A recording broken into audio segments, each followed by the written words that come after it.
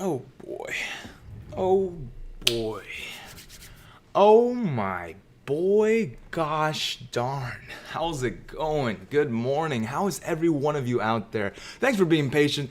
Thanks for bearing with me. I got my glass of water. It's from the second city. Anybody from Chicago here? Right here. There's the Professor Meatball, and I am Andrew. How's it going? Thanks for joining us this morning, or wherever it is, morning, afternoon, night, in here, out there. We are ready for you guys. Come on in. If you noticed, we are streaming in 1080, I think. Please confirm. But we are looking at the king of the DDs today. We are going to do plenty of darn research. We are also going to be looking at GameStop. It is at 118, up 10% in the pre-market, and that's what we like to see. That's what we like to see, Professor Meatball. That's what we like to see. If you guys have not been quite acquainted with me just yet, I have like a weird yawn or burp or something going on.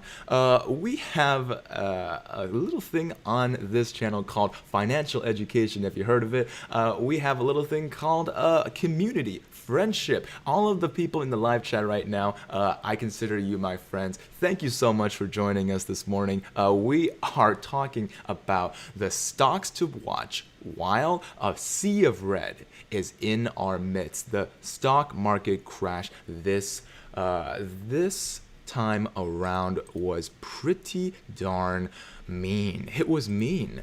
I'm gonna update my little title here, and then we are gonna go talk to the chat. Oh boy, let's bring that chat in here. How's it going, guys? Already I have a super before I even showed up. Brendan Burns hit me up mid-market. Hey, thank you so much. Brendan, we got moves to make. He is a cool guy talking about how we are going to do a cool collaboration between Trey and Matt Kors. If you guys know any of those other names, they're just really cool YouTubers. And they said, let's just jump on Zoom. Yeah, let's just talk soon. If you guys want to talk directly to me, I'm going to scroll through the live chat right now before we jump in. The GameStop stonks are looking up right here, and we are up 11% as we speak, pushing past 120. Oh my goodness. Kai Silver says, financial advice here. Hit like and subscribe so Andrew has to buy all the treats with his tendies. Oh no, you guys got me good. We already have 100 likes here. So first thing I'm going to do is feed that meatball, because you guys know every like goes to feed a hungry meatball. He is a professor. He is a doctorate in data science from the University of Cornell. Scooter McDuder's getting another super duper chat, and I appreciate that. He says, morning Andrew and Meatball. Bought myself an Apple Watch so I can check market while I watch you on my phone, or call it a stonk watch. Yes, that is exactly what I would call it. Scooter McDuder. God bless America. We love the stock.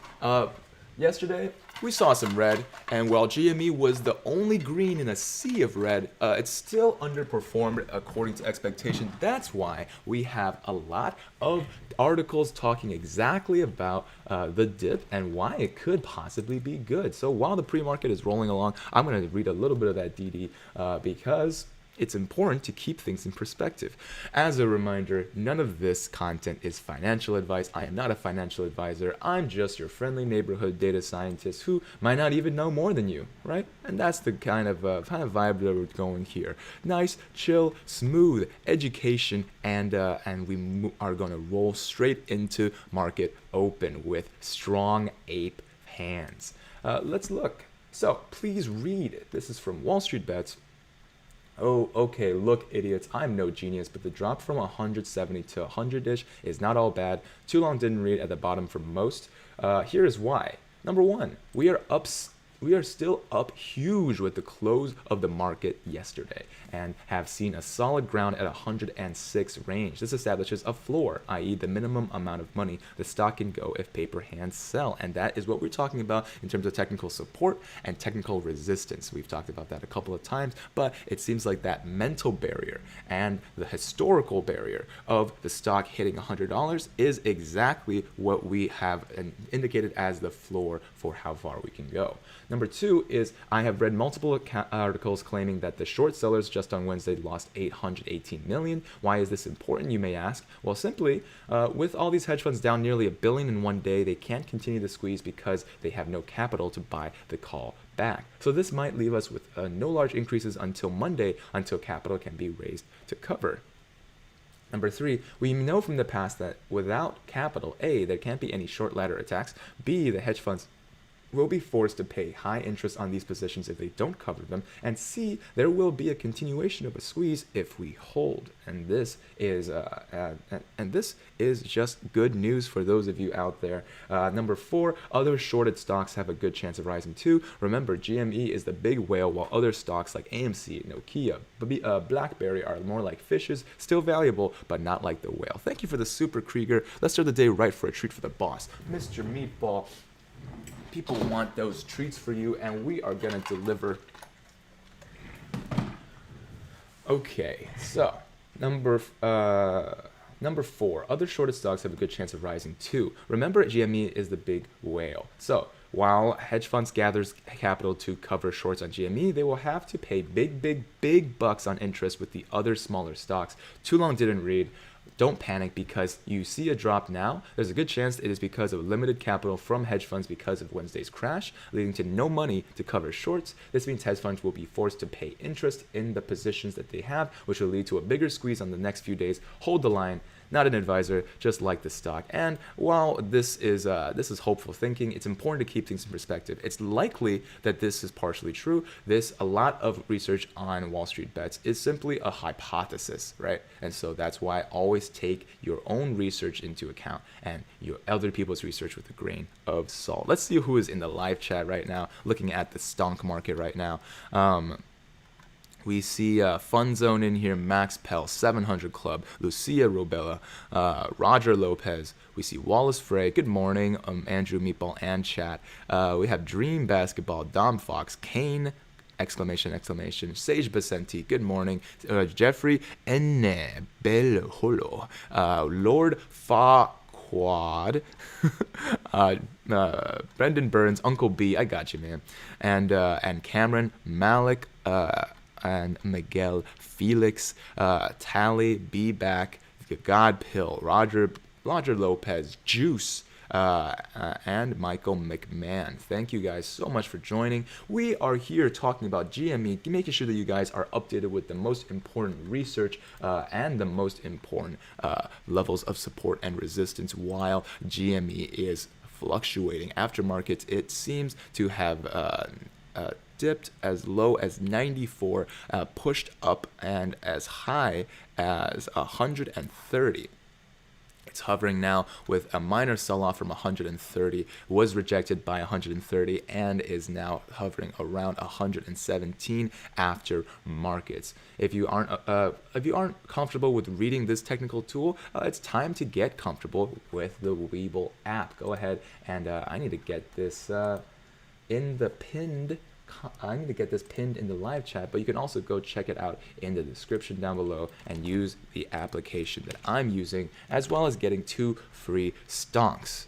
I think that's a pretty good deal. Good morning, Linda Hun.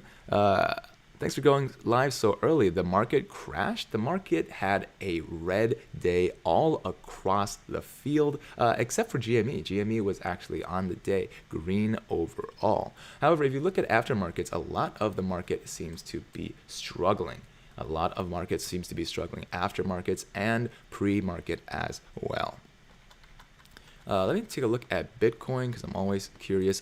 Bitcoin is low. It's a good solid dip. If you guys have not taken the chance to start the funneling, I call this ready tendy money, to be ready to Transfer all of your life savings into Bitcoin through BlockFi, a great way to be able to fully take control of your not only your crypto with a wallet that gains interest, but also with a service that is scrappy, young, hungry, and not going to sell your information like Robinhood will, and not going to lend out your stocks like Robinhood will, which hurts the squeeze. If you guys weren't part of the live stream yesterday, we talked about how you can change your Robinhood settings so that Robinhood doesn't just maliciously lend out your shares so that they short it without you even noticing. That is dangerous activity. While we do love AMC and GME today, we are going to keep one eye on them, but I am also going to be taking ticker suggestions today because as of right now, it seems like all of the research we're reading is that GME is for the long game this weekend. However, we have hope. We have hope that this is not over. Let's keep looking for some DD while everyone else gets on board. People are noticing my rebel haircut. Yes. Let's see. I'm looking on our GME while everyone else looks at the stonk market. Really long DD and analysis. What happened yesterday, explained in detail, exposing the hedge fund's obvious manipulation. Ooh, this is good. Okay. You need to see this tweet. This is from Kajidil Stern. Advice to hedge funds with short positions on GameStop. You are on a burning airplane with one parachute. Civility and camaraderie have an expiration date. Only the first of you to act will survive the minimal pain. It appears this is all but inevitable now. Hurry. Two choices for hedge funds. One, take the loss on this trade. Two, keep looking for regulatory questionable exit strategies and end up with a judgment or jail time. You should make a decision soon. The rest of you will be forced account liquidation by your prime broker. My suggestion before we have this market correction and you lose your opportunity, buy puts on other holdings and dump that stock, then offload those puts to fill your cash positions up. Rapid sweep upload on GME calls and start buying to cover. When it reaches $1,500 a share, sweep on puts, exercise your calls, block dump outflow with those shares. After halts and price normalizes below, unload the puts. You can make it out alive on this, but with only the first of you to do it will survive. Right now, we are trying to pin it reverse prisoner's dilemma for the hedgies. Okay, so if you guys are joining us, we have the price of GameStop right in the bottom left corner, so you guys can still take a look at it. Still at 116. That's only $3 below what I was looking at when I first started the stream. So it seems like we are going to be entering the market open in 2 minutes pretty solidly. Let's see. P-Chan says, I don't actually have an Instagram, but I opened an account to send you a picture of my pet Scotch. Not sure. That's a nice name for a pet. I am going to be looking at dogs. So if you guys want to send me your dogs, I'm going to be putting one right here after we start looking at the market after it opens. Definitely a fat RuneScape cash stack there, says Dom. Yes, this is true. Look at that. Look at that cash. Thank you for the super. I did send you my dogs on Instagram, and YOLO the day on GME. Antoine on Instagram. Antoine, you're going to be the first to get your dogs seen. Thank you for the super. While I have you guys here, make sure to smash that like button. Every like goes to feed a hungry meatball. Let's give him one for 200 likes. And the rest of you, hey, hope you're having a good morning. We're just going to keep chilling and reading as much research as we can. So we have GameStop down here, the stonk, and we have a very long DD and analysis. What happened yesterday, explained in detail and exposing the hedge fund's obvious manipulation. All right, so good morning, everyone. This is an important update to what happened yesterday. First of all, Nothing. Second of all, they made a prediction in their post yesterday. The prediction would have become reality. The prediction that they made was 200 to 220 price target if Hedgies didn't overshort with fake shares. More about that in a second. Why do I tell you this? I literally received death threats and insults when the market ended. Just a heads up, those are predictions. They can be faulty at times. Yeah, there you go. Will GME... Let's see, will GME recover today?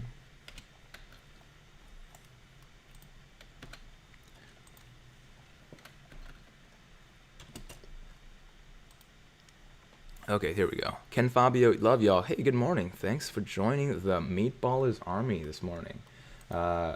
I literally received death threats and insults when the market ended. Just a heads up, these are predictions. They can be faulty at times, especially when hedgies do unexpected things that no data can predict, with a capital D. Again, more about this in a second, so please, for the love of God, don't harass me, insult me, or send me death threats. When something like that happens, I understand your frustration, just don't target me. Now the juicy stuff. What happened yesterday? Here is a timeline. 9:35 a.m. The market opened and we had a huge drop-off in price and a huge spike in volume. Hedge funds shorted over 18 million shares over the first 5 minutes. The amount of shorting was so aggressive that trading got halted twice within the first minutes, and as market just opened, GameStop is off to the races at 126 already. That's 16% up. That is exciting. Let's keep that number rolling. We gotta look at it right there. Right, we're looking at it right here.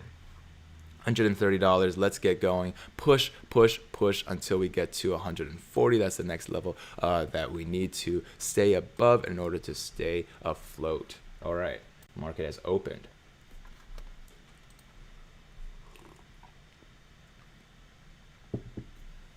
Market opened. Okay. So the amount of shorting was so aggressive, the trading got halted twice within the first few minutes. If you guys were here in the live stream yesterday, you would have seen 9:45 to 150. Trading pretty much went in our favor the whole time. People kept buying in. We hit the daily high of 185 at around 1 p.m. and went sideways for almost an hour after that. 155. Poop gets interesting. Really aggressive shorting for the second time that day brings the price down to 126. At that point at time, between 5 million and 7 million shares were shorted in the blink of an eye.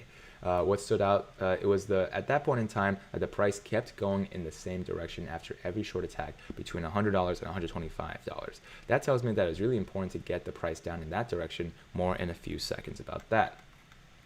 2 p.m. to 3:25, people buying in again, driving the price up to 140 to 150. Now this poop gets juicy. 3:30 to 4 p.m., the third aggressive short attack begins and keeps on going for 30 minutes until the market closes. 10 million shares were shorted in this time span. Now the analysis. Where did they get so many shares to short GME, and why was it not predictable? And so how could no one foresee this? It's simple. Hedge funds didn't borrow shares to short. They created them out of thin air. When the market opened yesterday, all available GME shares to borrow were already gone. Remember, we reported on this yesterday, and this was what was reflected. Edit 2, 0 shorts available for GME right now. They borrowed over 2.1 million shares to short for yesterday and today. Look at iBorrow Desk.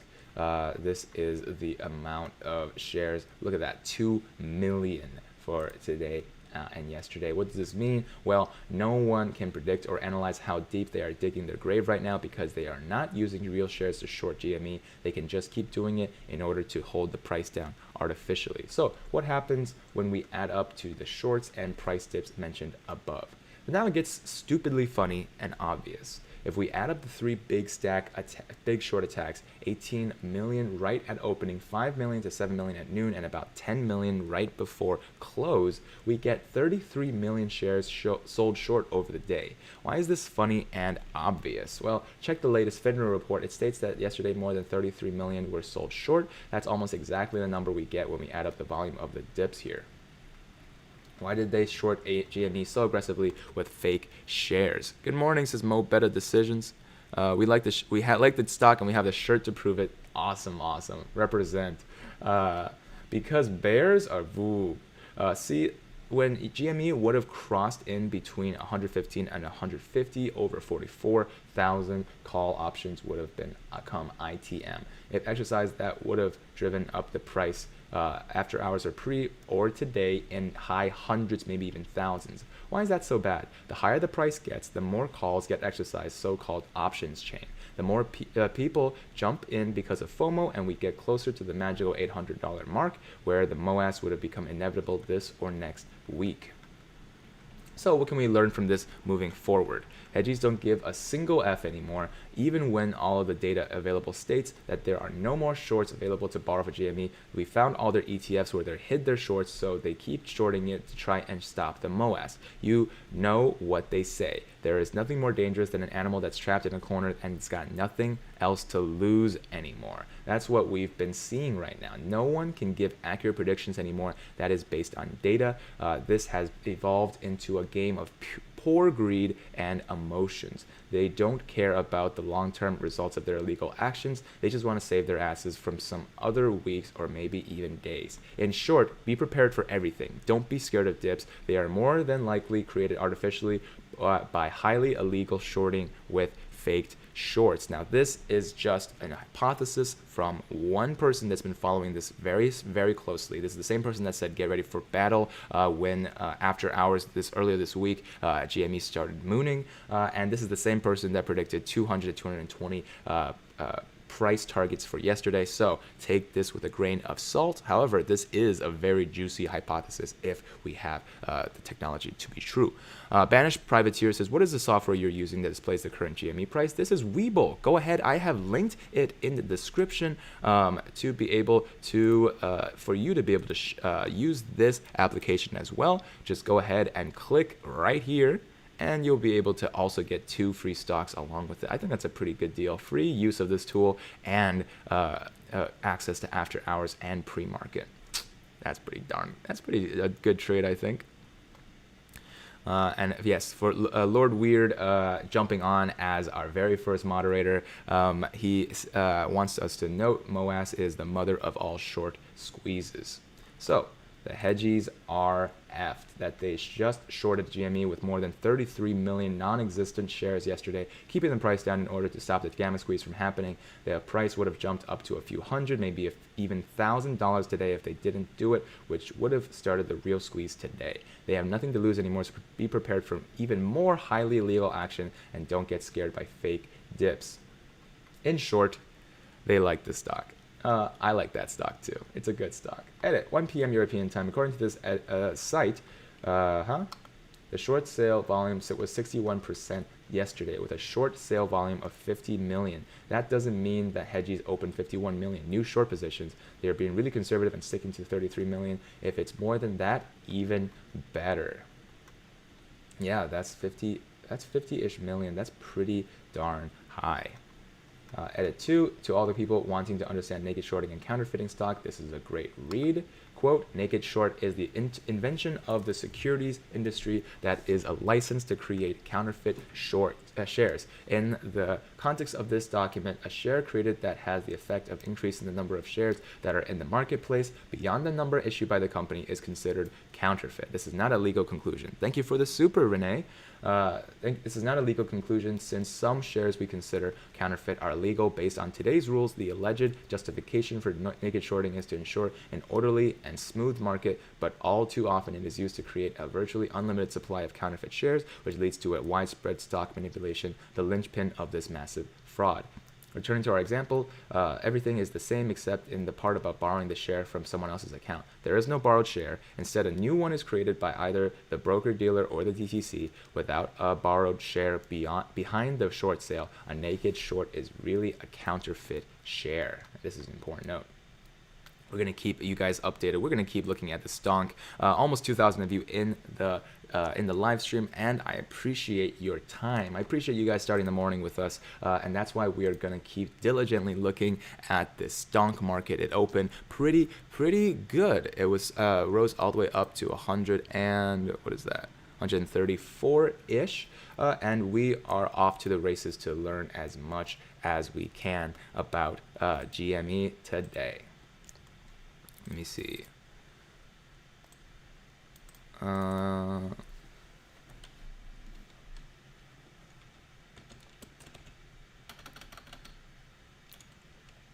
Gamma squeeze.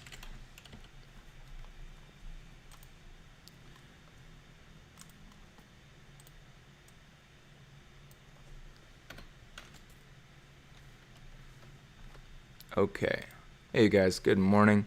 Who's the Reddit user that wrote the article? That is the one that's been following these all this time. It is I love Pixel, I think. It's it's hey user hey it's Pixel with an E Pixel. Jae Sung Ham says, hey, got a quick question. So let's say that we trigger the gamma squeeze today. What happens if, although it's more of a question of when, SEC freezes trade on the GME stock? That is, if you're talking about halts, they do happen to prevent the stock from going to crazy different prices. That did happen during GME's squeeze one time, but it's timed, right? It depends on how much it goes up, and then it depends on how much time is proportional to the freeze. So those halts shouldn't be in your the most important part in your head, but do understand how they work. It's for preventing crazier things from happening. Thank you for the super. Is 200 a very plausible price today or not? It was plausible yesterday before of all the shenanigans, and now if the current hypothesis is that if the hedgies were to continue shorting, they could manipulate the price, but if they were to cover today, they don't have enough funds. So because of the market downturn from the last couple of days. So that is the current consensus, that if they were to try and cover, they probably couldn't. But I'm not going to try and tell you whether or not that's a good price prediction. Equatorial, thank you for the super. Quick thoughts on AMC with the gamma squeeze. Yes, AMC also has a potential gamma squeeze today. So far in the market open, it's up 3.5%. I would say the potential is just in line with GME, perhaps a little less limelight on it. GME is already up 23% on the day. We're going to have to sit tight and watch, but there is potential. CJ says, Andrew, my girlfriend Cassandra has been bragging all day she got to pet Meatball. Give him 2 pats for me, 13 GME, 40 AMC. Let's go to the moon. Let us go to the moon. Here you go, Meatball. Good big pat for you. Meatball, the golden korg. Renee, thank you for another super chat. Let's give Meatball some treats. Gave him one big treat for you guys.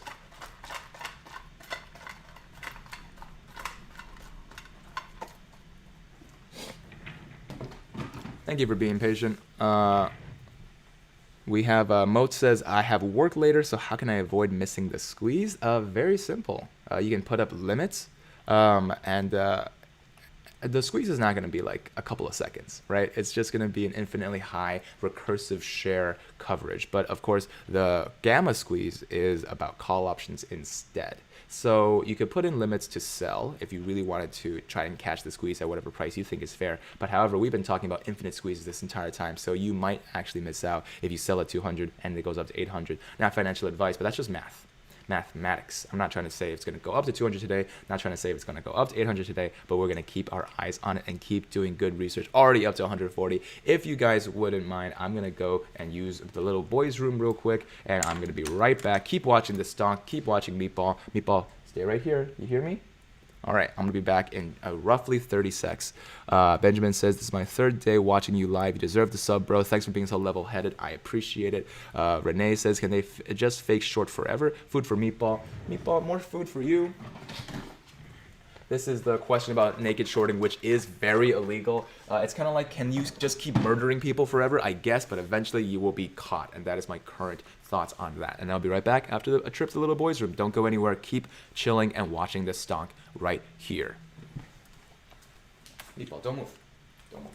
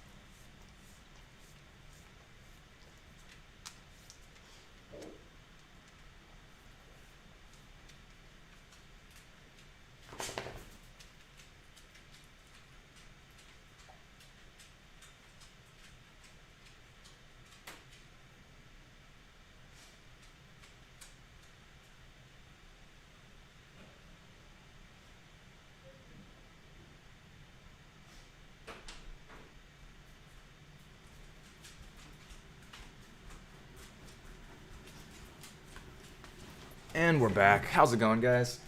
Thanks for chilling, all 2,000 of you. Back up. Let's go, people. All right. We are looking at the stonk right here, trying to push past this level of resistance. Seems like it got past real quick at 143 and change. We are still looking at the stonk here, hovering around 130 to 140. We like the stock, and that's why we are here. Apes Unite. We are here talking about GameStop. I did promise Antoine to show his dog, so I'm going to show his dog. Promises are promises. If you guys wanted to send me your dogs on Instagram, then that is a chance for you guys to check it out. Antoine.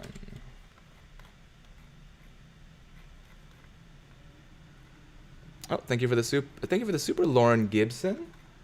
I appreciate that. Hold on, let me just find this dog real quick. Got a lot of people sending me dogs.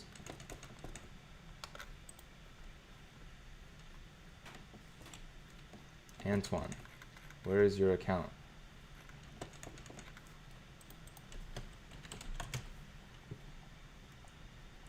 Just straight up Antoine? Is that your account name? I can't find your account. Sorry. What are you using to check the price, says Frog? Well, this is the exact tool that I'm using to check the price. WeBull. Go ahead and download it right here using this pinned link in the live chat for entirely free. Check it out. It's pretty cool. Durwalk says, do I have Twitter? I do. Over on every single social media I am Andrew Mo Money. So go ahead and follow me on Twitter. Follow me on Instagram. I do want to start putting out some pretty consistent Instagram content, so you'll be able to see that there as well. Thank you for the super, Max, and says, do you know why people will be joining Diamond Hands? It's end of month payday. Oh, you are right. This is a big payday today. We are excited to see everybody start pouring into GameStop. This is a good time to be into GameStop. Let's see. Let's pull up some dog. We got someone saying, I'm sending my dog later. What's up, Foy's Bad? Thank you for the you are essentially shorting me a dog. You are promising a dog that you do not have yet. Let's have Mo.Gaff's dog up here. We got this is, what's her name? Morty, this is the dog for all of you to look at. He's going to grace us with his presence until future notice. All right. Thank you guys for joining. Why do people keep saying that Brown Jung is a fraud? Did he claim to be something that he's not? Because I haven't met the guy yet, but I do want to get him on his show. Andrew, you will be such a good dad someday. Insane patience with the questions. Thank you, Austin. I do appreciate that. We got easy on the spam, friends. Lord Weird is watching you. He is the new moderator, doing a great job. Swearing Koala, don't sell. Squeeze will only work if we all hold. When you sell, you give your shares away to hedge funds, FYI. Yeah, we've covered this a couple of times, but that is, in essence, exactly what goes on. Matt Diamond Hands says, good morning, GME, AMC, Moon, Hodl, Diamond, Tendies. Yes. Resnack says, do you know where this 140 resistance line is from? It's from a couple of days ago where it was supported by this number. It was closely hovering on the 25th. That was the day it got super swole and huge, but even prior to that, it was hovering at this price, trying to be resisted by in the 22nd, and I believe the last time it was here was the 18th or the 5th. But this price is a technical level of resistance that GME has been tangoing with death for a long time. Dustin Weber says, Andrew, can you please give Meatball a good morning and give him a good boy from me? Here we go. This is from Dustin. Good boy. Good morning. There you go. All right, back to it. Tay Zonday and Lindsey Sterling music video at the top of WallStreetBets. Really? I like Lindsay Sterling. I saw her live one day. Good morning, Chantal. How are you doing today? Ready for another day of fun with stonks? Yes, you are here in the biggest casino in the world, the biggest acceptable casino in the world, and we are watching the numbers go up and down. Yes, we are. Okay, so continue to look at continue to look at the live chat here. Mike Jones, Meatball, would you be willing to be the new head of transportation if the Biden administration offered it to you? Meatball, what do you think? You're gonna be the new head of transportation? You know anything about transport? It's not gonna be mayor of Indiana, or whoever that was.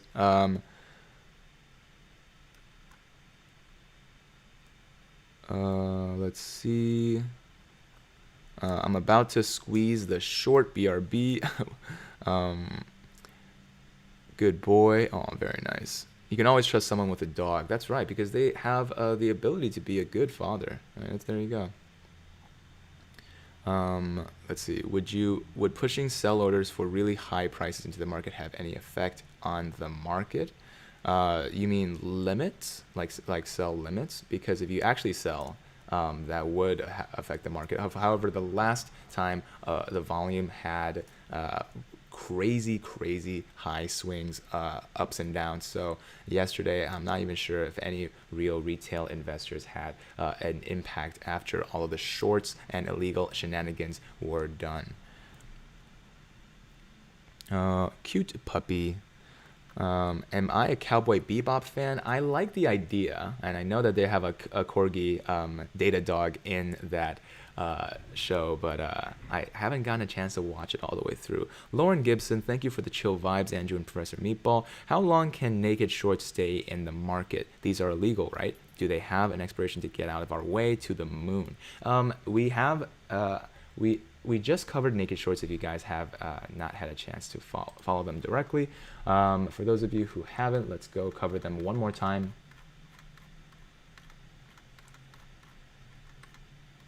We just got this DD this morning. Too long didn't read. Hedges are so effed that they just shorted GME with more than 33 million non-existent shares yesterday, keeping the price down in order to stop the gamma squeeze from happening. The price would have jumped to a few hundred, maybe even $1,000 today if they didn't do it, which would have started the real squeeze today. They have nothing else to lose anymore, so be prepared for more highly illegal action and don't get scared by fake dips. In short, they like the stock.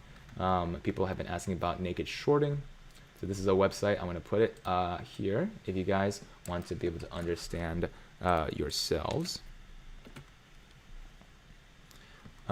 Naked short, this is an invention of the securities industry that is a license to create counterfeit shares. In the context of this document, a share created that has the effect of increasing the number of shares that are in the marketplace beyond the number issued by the company is considered counterfeit. This is not a legal conclusion, since some shares we consider counterfeit are legal based on today's rules. The alleged justification for naked shorting is to ensure an orderly and smooth market, but all too often it is used to create a virtually unlimited supply of counterfeit shares, which leads to widespread stock manipulation, the linchpin of this massive fraud.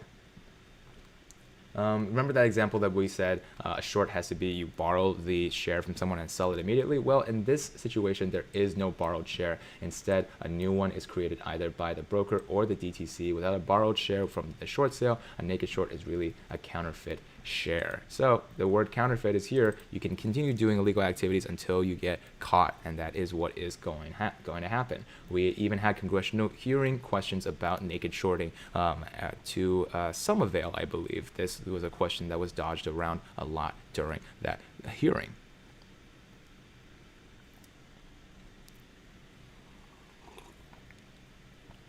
Jeffrey Lehman says, hey, mind giving everyone a heads up that WeBull has a share lending on as default. Make sure to turn that off so that you help your other apes. What's going on with Palantir administration selling their shares? What? Palantir? Well, we're not trying to get distracted today, but I just want to check out the other stonks. As you guys noted, in the morning before we started, Bitcoin was down to 46,000 and change. That was a great time to start getting in, a lifetime investment. Hold it for your children. But it seems like across the board, our little meme stonks are doing pretty good, 20% up on GME. And we have less good stonks across the board. Let's see if our weed stonks are doing well. And Sundial hovering around 0% change. Tilray down 1%. Freya down 1%. Seems like everyone else is sluggishly chugging along, but our boy GameStop is doing well. Reuters has some updates. Let's look at if there's another update. GameStop is making progress under Ryan Cohen, says Bloomberg.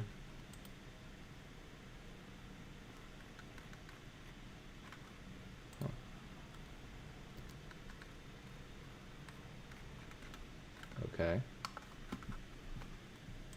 Stock plunges the worst day of February, but GameStop surge returns. CNBC after hours.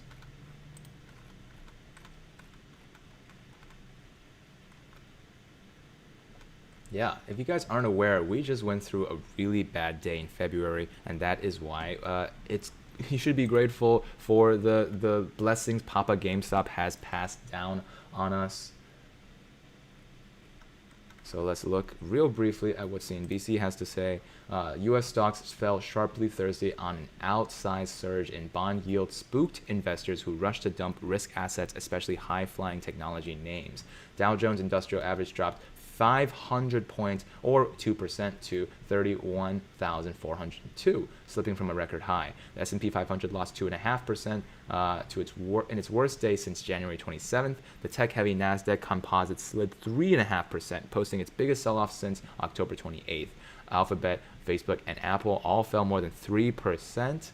While Tesla dropped 8%, Microsoft shed 2%. And my Tesla bet is starting to look real bad right now. The major averages tumbled in a rapid fashion as the 10-year Treasury yield soared as high as 1.6% in a sudden move that some described as a flash spike. The yield later settled down to 1.5%, its highest level since February 2020. However, shares of GameStop jumped again on Thursday, but finished well off session highs as stocks featured in January's short squeeze saw another jolt of volatility. The stock closed with a gain of 18.7% for the day at just under $109 per share after being halted multiple times during the session. The stock nearly hit $185 per share at its high water mark of the day. The volatile day came after investors piled into the bricks and mortar video game retailer on Wednesday following the reported ousting of CFO Jim Bell, sending the stock soaring 103.9% before trading was halted. If you guys are getting tattoos, this is a pretty cool number. And tweet it at me if you do. 103.9. Almost 1/3 or 29% of U.S. adults are counting on another round of government relief to get by, and another 24% say they need it but doubt it will happen. A new CNBC and Acorns Invest in You survey conducted by SurveyMonkey. Wow, they're really outsourcing all these surveys, huh? Well, there you have it. The market is bad, and in volatile market, the only stable investment is GameStop. Not financial advice. Let's keep looking at our little boy GameStop struggle. It did have a breakout all the way up to 143, sold off a little bit, and now it's at 127 again. Fight, GameStop, fight. Let's go. Let's get going. Hey, Christopher says, Andrew, can you go over how to stop Robinhood from loaning our GME shares? Of course I can. This is the article we looked at yesterday. Oh, that's my face. Hey, guys. So, to prevent Robinhood from lending out your shares, and remember why this is happening. If you have a cash account, the shares are bought and settled directly into your account, and the broker isn't allowed to lend these shares to short sellers. The more GME stock that we buy into a margin account, which is the bad one, the more cheaply the hedge funds are able to use the shares to short it. So here's what we do. Number one, in the Robinhood app account tab, all right, following, and then investing. Okay, you got there? Day trade settings. All right, you can always pause this video. Turn off instant settlement. Got it. And then you have converted your account to a Cash App. And then this is the important part. Withdraw all of your money and redeposit it into a better brokerage like a WeBull. Go ahead and get your 2 free stocks right above. Inessa B, good morning, Mr. Mo Money. Do you know what time-ish all options expiring today need to be sorted? Thanks. I don't. I'm not 100% sure. Might be day end. If any smarter apes in the live stream know, let me know. Hold on, Andrew. I see you're using you're looking to buy a webcam for stream. I will give you the best hint. Buy a used phone like iPhone 7, Galaxy S9, and use as a webcam with a software called Droid Cam. Well, this is a ZV-1, so it actually has the technology to zoom in and zoom out. And I'm a simple man, so that's exactly what I like. And by zoom, I mean focus in, focus out. So I think I'm going to keep it. If you guys are also starting your YouTube careers, go ahead and use my affiliate link down below to buy your ZV-1 in the description below. I think it's a good camera. We got some questions in the live stream. Let's make sure that we answer them. Oh, super. Thank you so much, Herr Nerdmeyer. It really is the weirdest thing that in a diverse portfolio, GameStop is doing the best at the moment. Give Doggo a treat. I'm paying. Thank you for the Doggo treat. I appreciate that. Nom nom nom nom nom nom nom.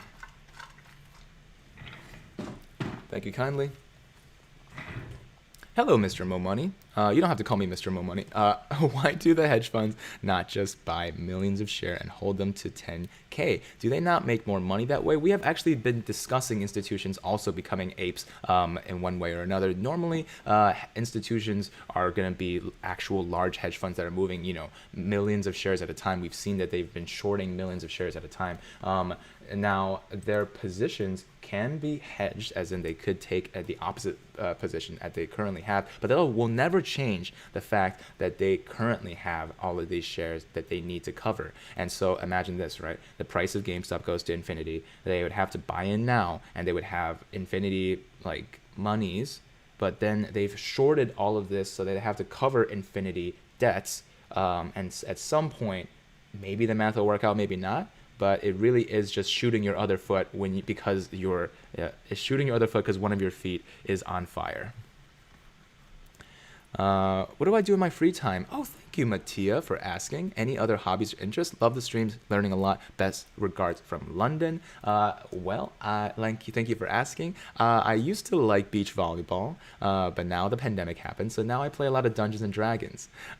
So if you guys are D&D nerds, let me know in the description. Also, 2,300 of you, I really do appreciate a smash of the subscribe button because you might know that one of my hobbies is juggling, and I am juggling all of these live streams. Haha, there you go. It's just one of me over here, and slowly growing. I have a new moderator and a couple of more people to talk about moderating in the near future. So if you guys wanted to interact with the community in any way, go ahead and follow me on Instagram, send me a message, and comment on one of these videos. I am obliged to answer. So the doggo that we had earlier, this was Morty. Let's change that doggo. Thank you for gracing us with your presence. That was from mo.gaff. Thank you for showing us your dog, Morty. Let's see. Loving the live streams. Odin sent me a message, but it's a disappearing message, so I cannot see it on desktop. Let's see. Blue Healer. Aw, Rosie.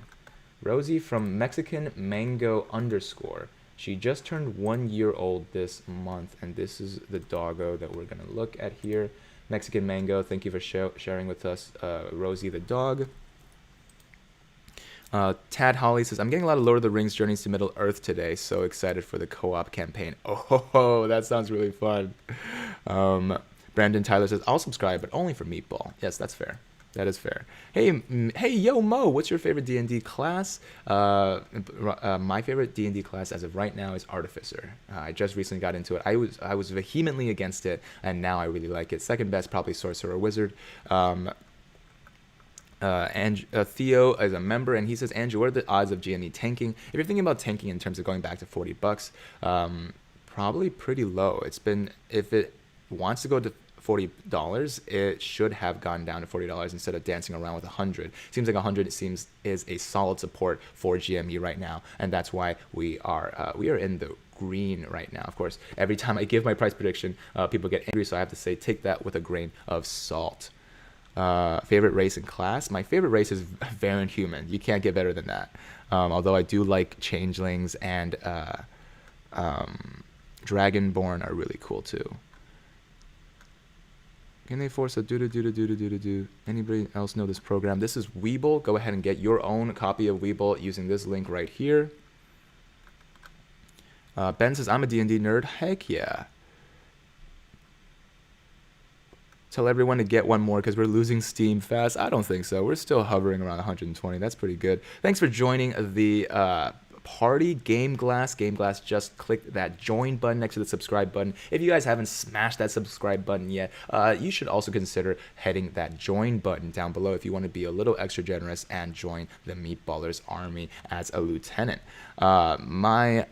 My Zim 4 is OP. Did I send you my doggo on Instagram? At Anto Friggin and my GME buy of this morning. Thank you for the super. Let's look at Anto Friggin.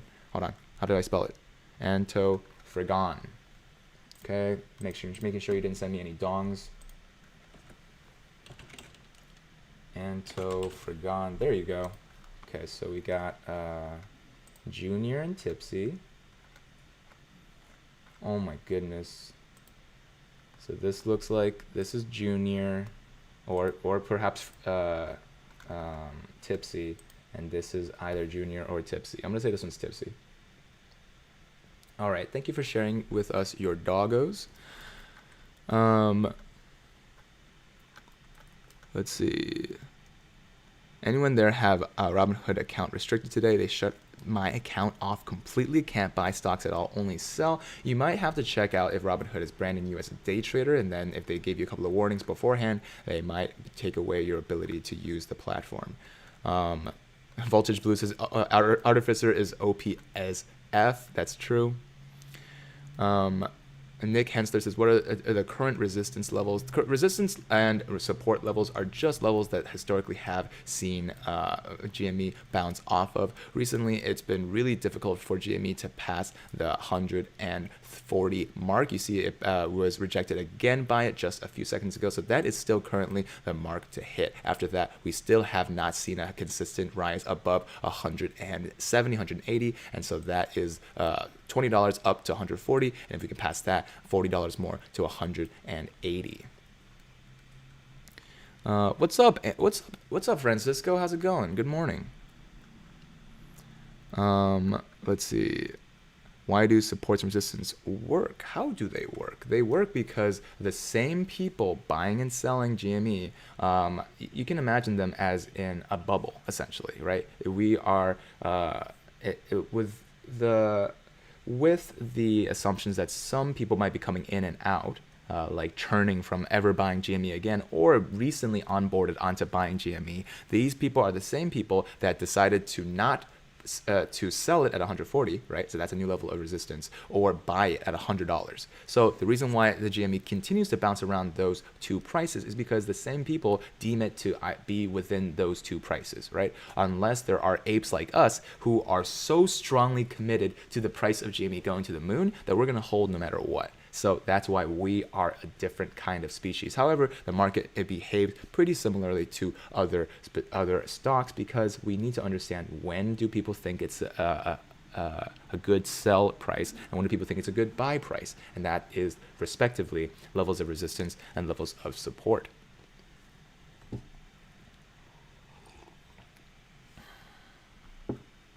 Nita says Meet Kevin has sold out to the hedge funds. He seems to be really against GME and AMC recently. I wonder if you can actually accept real money from hedge funds. He would be remiss to an SEC. He would be open to an SEC investigation in that sense. Like, what are they gonna do? Sponsor him? Like, this video is brought to you by Melvin. That'd be crazy. Okay. Love watching Meet Kevin's reaction on his stock losses. Oh, I should probably watch a little Meet Kevin just to learn a little bit about the YouTube man. He is really pumping out videos at the speed of light.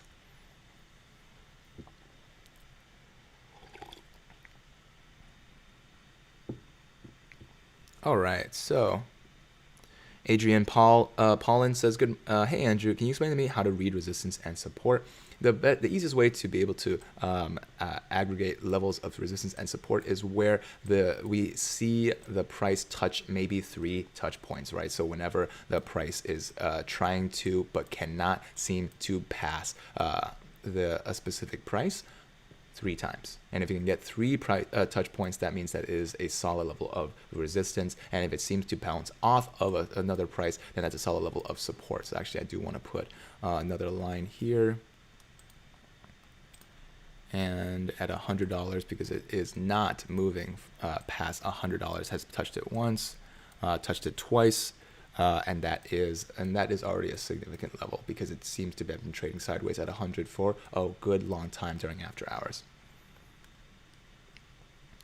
I keep hearing about call shares or options or something. How does that work? And how does GME need to be over 50 or 800 today? Let us talk about the gamma squeeze. Gamma squeeze time. So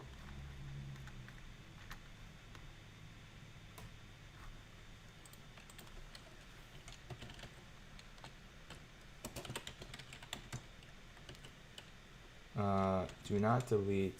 Yeah, do not let this die. Gotta read it. Here we go.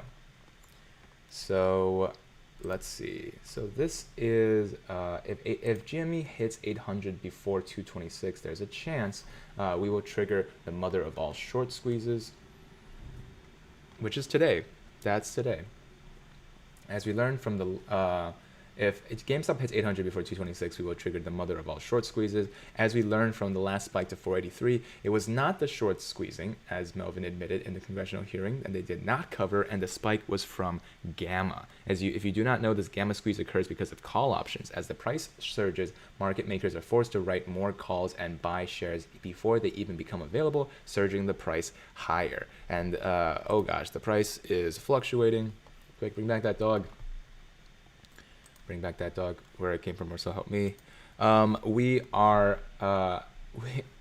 way the gamma squeeze works is that there are a certain number of options that people can buy. It's a right, not a necessity, to buy a stock at another price. Well, people can choose the price, right? They can go all the way up to or equal to or greater than $800. And that is what, when people have analyzed the amount of call options that exist, a lot of them have deadlines of today, and a lot of them are only up to $800. So if this price goes up to $800, everyone who has the option to buy it at a lower price is going to. It's just economics. It just makes sense. So those will become in the money, and therefore the brokers or the institutions that sold these options are going to have to buy GME buckets and buckets of GME, a couple million shares of GME, which is easily going to outweigh the millions of shorts of GME in the last few days. And if that can happen, we will have our gamma squeeze. And then we will have, once GME surpasses $1,000, we will have our short squeeze. So there is kind of like multiple boosters to the rocket that currently exist. Hope that makes sense. And just so you know, this is just theoretically how it could work. Unlikely that this would actually work. But we were still going to hope. At the very least, GameStop is still green in a sea of red. And that's something to rely on. It's something to feel good about.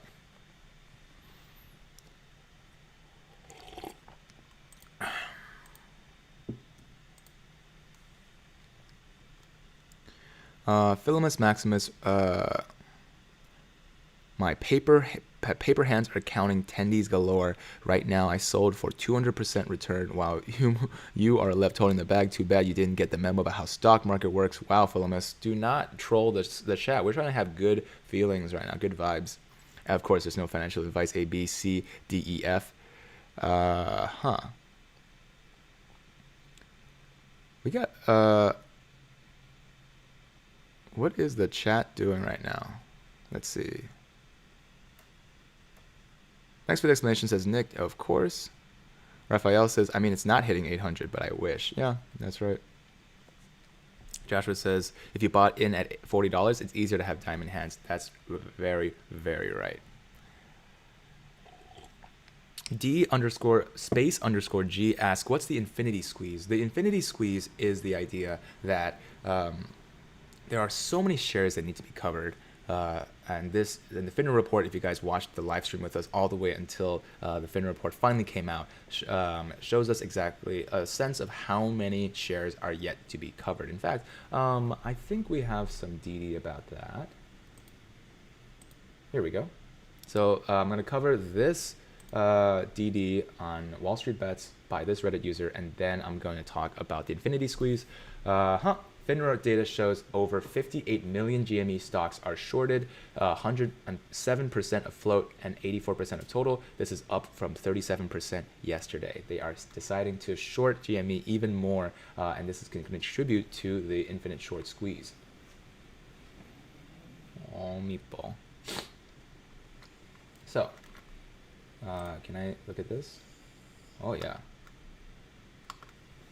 So this is a daily short volume on GME, and this is the daily short volume on GME in January. So this is a significant amount. So 50 million shares daily short volume on GME as of yesterday.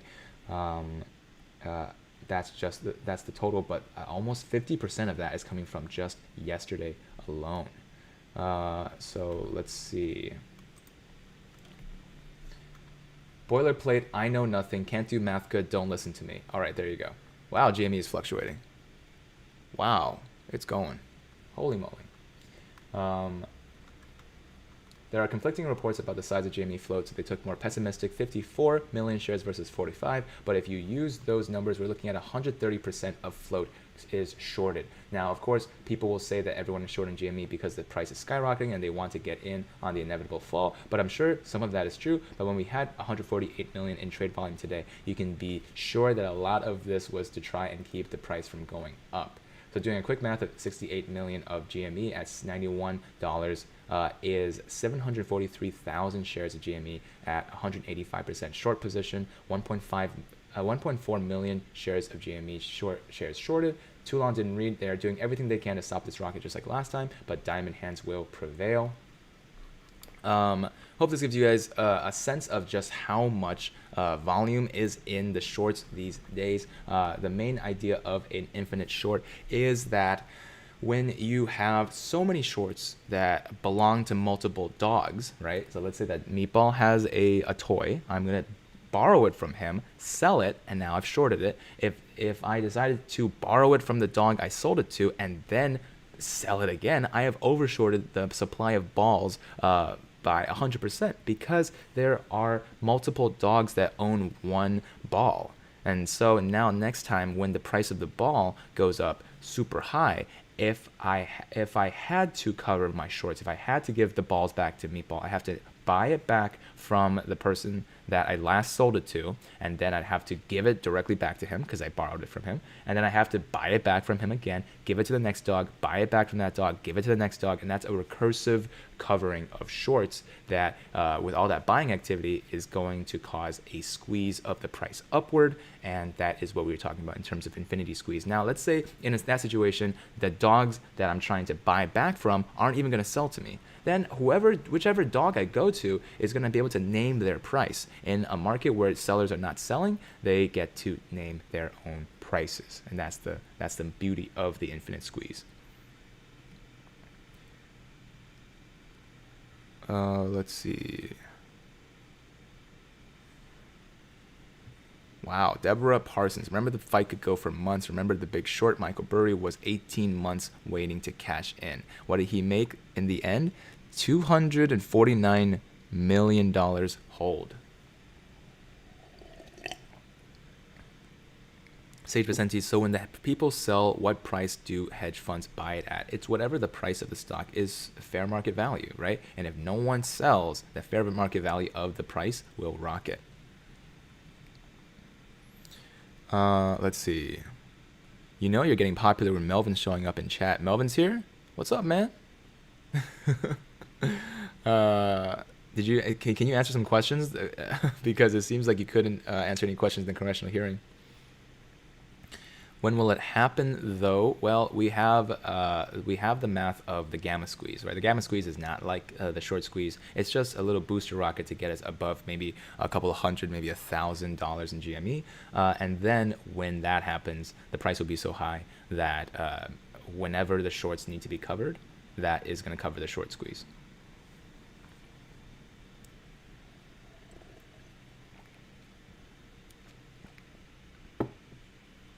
Barry says, my price is FU, go bankrupt. Game Glass, how's it going? Thanks for joining as a member. And what did we learn from the Big Short? It's that the stock market is incredibly crooked and is basically a giant joke. Very, very fair. Michael McMahon says, rumor is March data will include quarter end results and GME will explode up. We need to get AMC above 8. Yeah, AMC is really losing steam. And I didn't want to be pessimistic, but this does seem like a result of theaters not being quite open yet, right? We saw the price go up 15% consistently the last few days, but the theaters aren't open yet. They're only projected to be open in a week and a half. So there you go. Yehuda Bergstein says, who is Melvin? Melvin Capital is one of the major hedge funds that started this whole short shenanigan. They were the ones that were over short in their positions, and the CIO of Melvin Capital, Mr. Plotkins, who had it to be talked at by a bunch of Congress people. This is historical, boys and girls, says average YouTuber. Yes, it is. We're making history.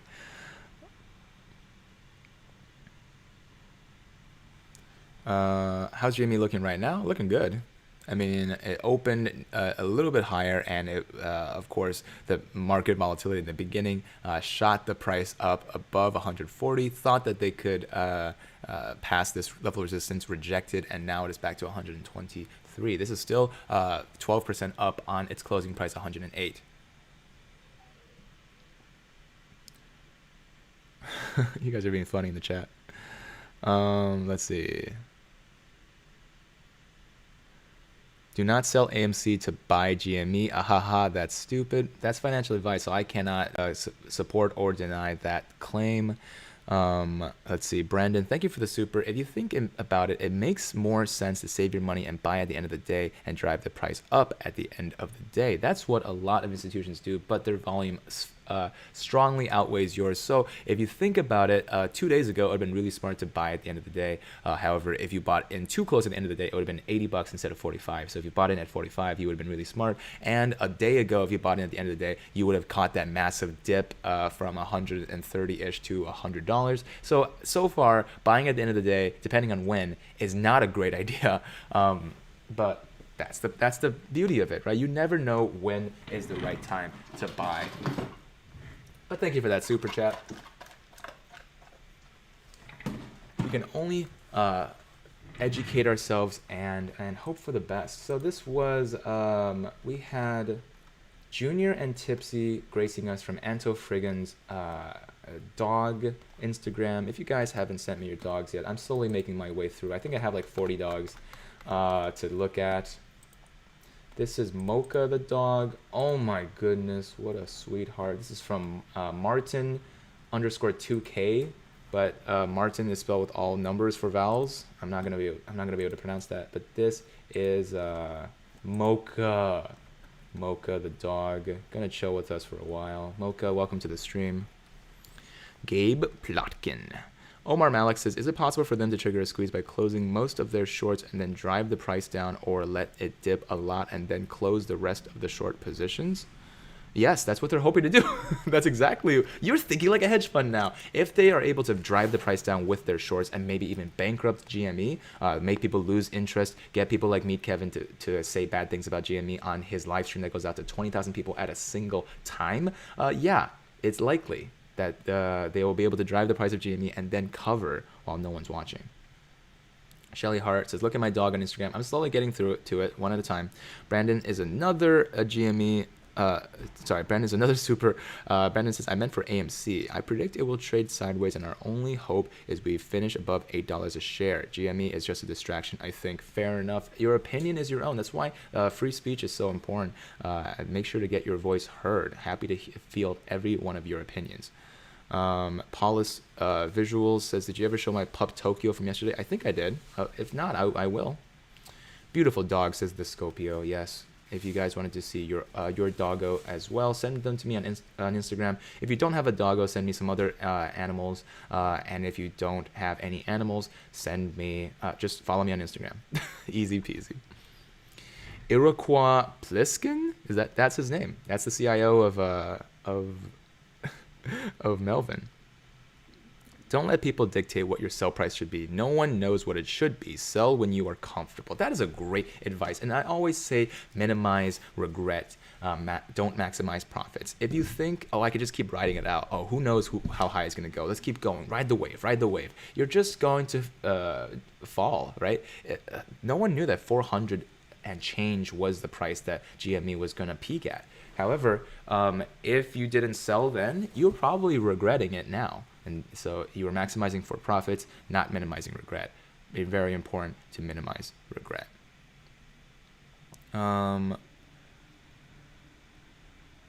Okay, people are talking in the live stream. Seems like I do need more mods. Oh no, he's doing his thing. Thank you, moderator. Ed Hayes, sell the value you put in at 1K and let the rest go to the moon. Oh, baby. Go look at my doggy. He's waiting, Shelly Hart says. Shelly Cordelia. I think Mocha has had enough time on stage. Thank you, Mocha. Let's look at Shelly's dog.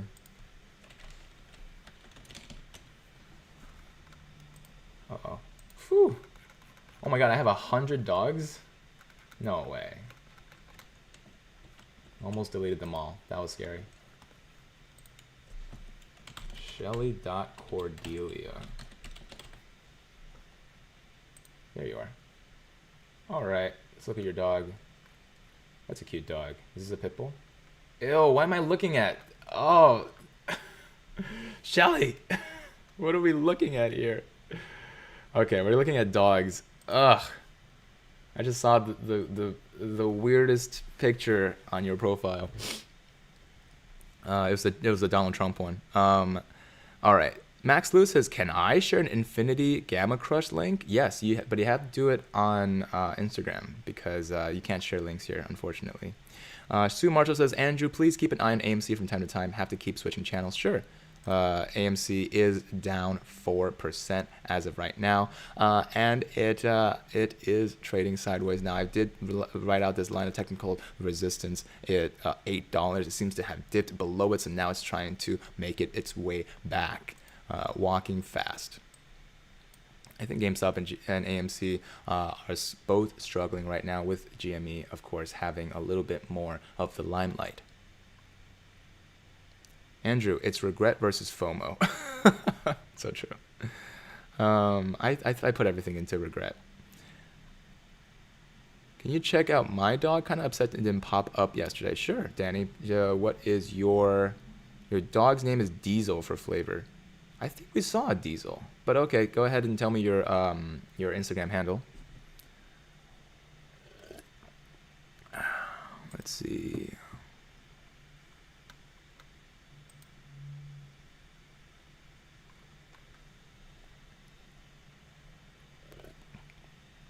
JT Rose, Gorilla Frank.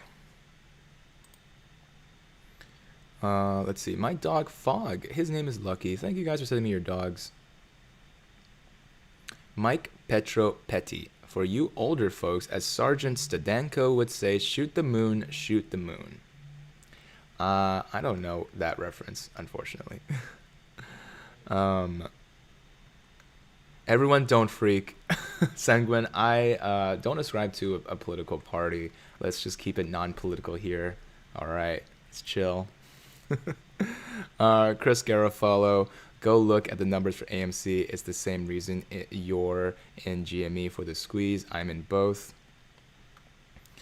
So let me get this straight. GME needs to close above 120 so that the call options can be processed and it will cause a gamma squeeze. GME needs to close above 800 so that millions of shares, millions of options will be in the money. And that way, institutions that sold those call options are going to have to buy them. And that buying action is going to cause a gamma squeeze. And there we go. Let's see.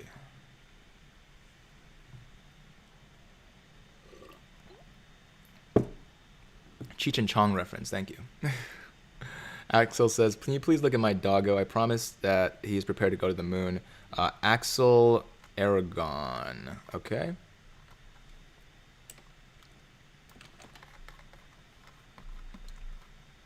There better not be any other. So what the picture I saw was Donald Trump as a centaur. So that's not why. It's not because it was Donald Trump. It's because it was a centaur man. Axel, I don't see any pictures of your dog. It's just pictures of you. Let me see. Oh, there's one. All right, there we go. Oh, he's 10 years old. So cute. There you go, Axel.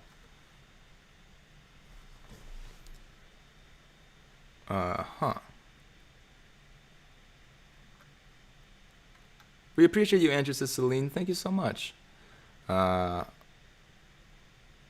What is everyone saying in the chat right now? Hold on. Is there any real way it could rocket up to 800 today? Seems retail is going to dry up at some point. Help from institutions? Likely.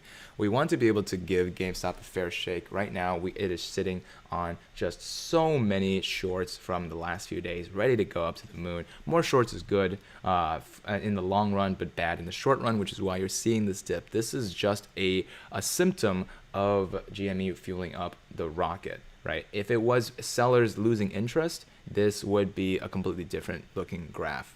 That's why we are seeing the price of GME slowly move now and again. It's because big movements are usually reserved for the beginning of the market and the end of the market. Thank you, Lord Weird, for working hard. Okay, so Chris Cape Hart says, okay, I'm lost with these call options. So who would buy call options for 800? I thought they were meant to be buy stock at a discount. It's publicly available information, so you can go ask those people who bought those call options at 800. Probably people who thought that GameStop would moon, right? Or at the very least, a lot of people going up to even $200 of call options are just expecting to be able to want to have the option of buying it just in case it goes up higher.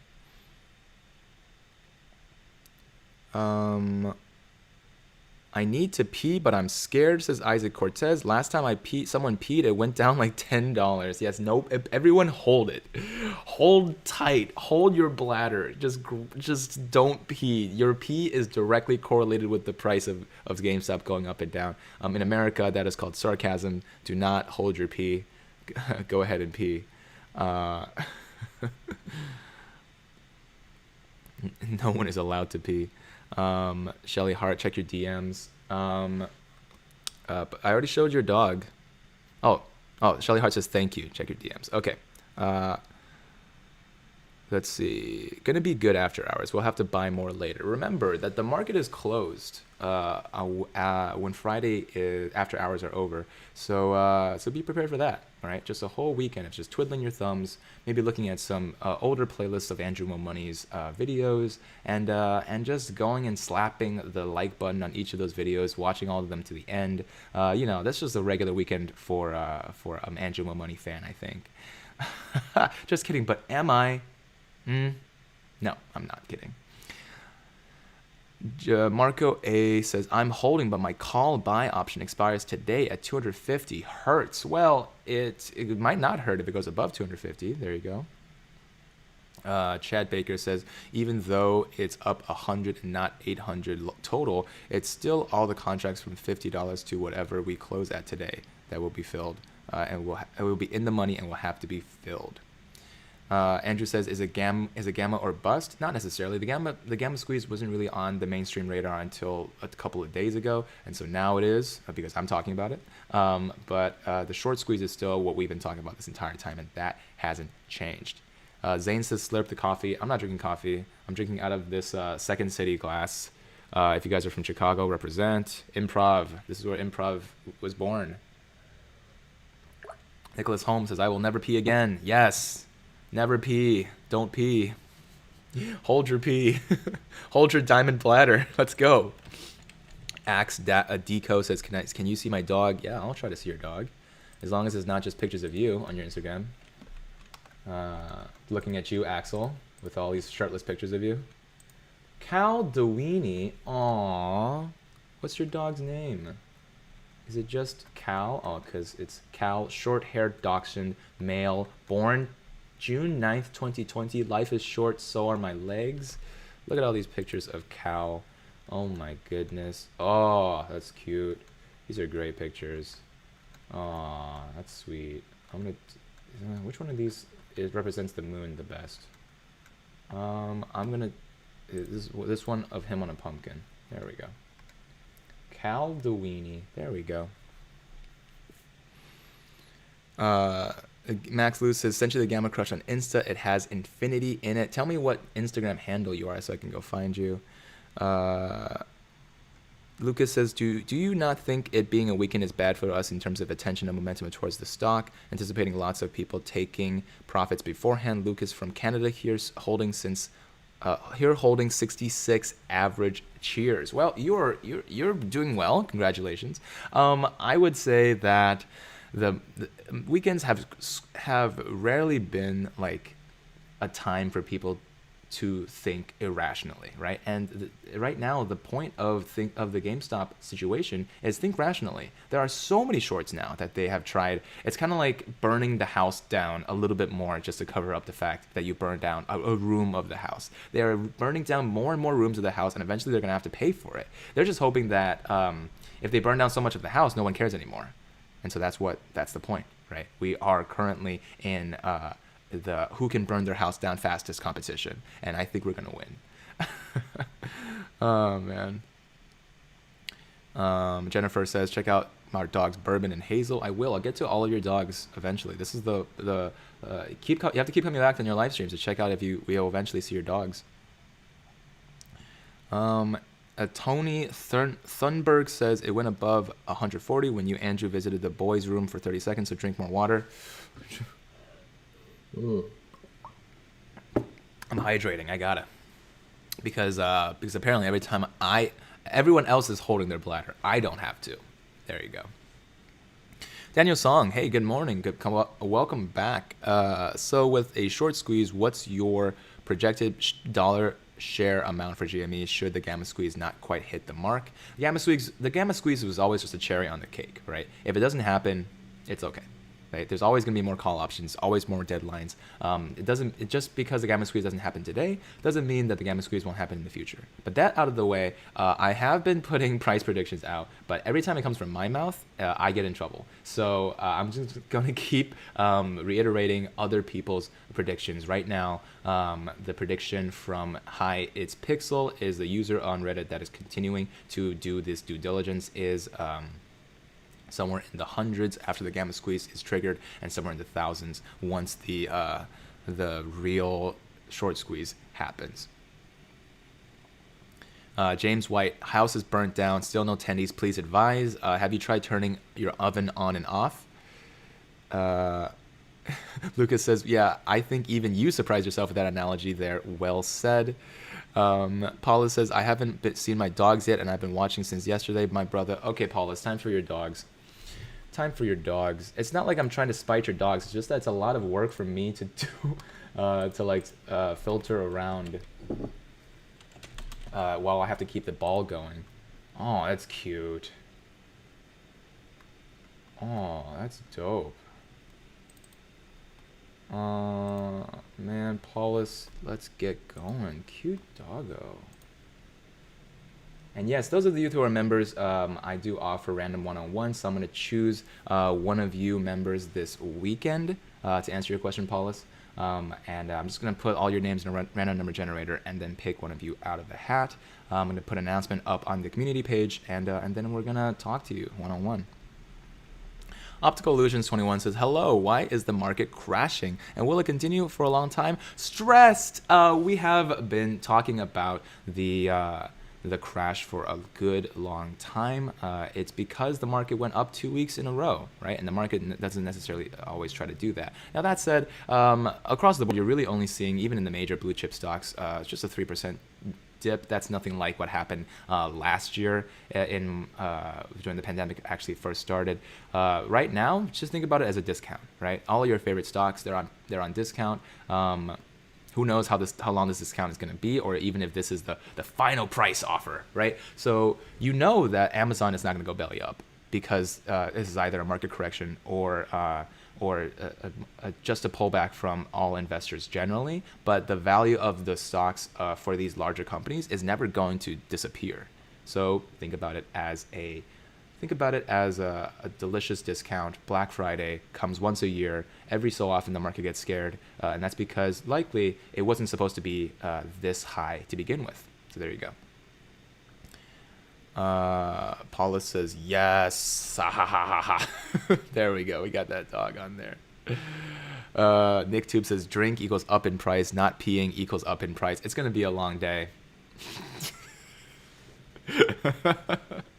GameStop is hovering at around 120 right now. We're continuing the live stream. All of you have already smashed that like button, I'm sure, but this is a PSA. If you haven't yet, all of the other apes are waiting for you to smash your like button, and so am I. Go ahead and go down to the description.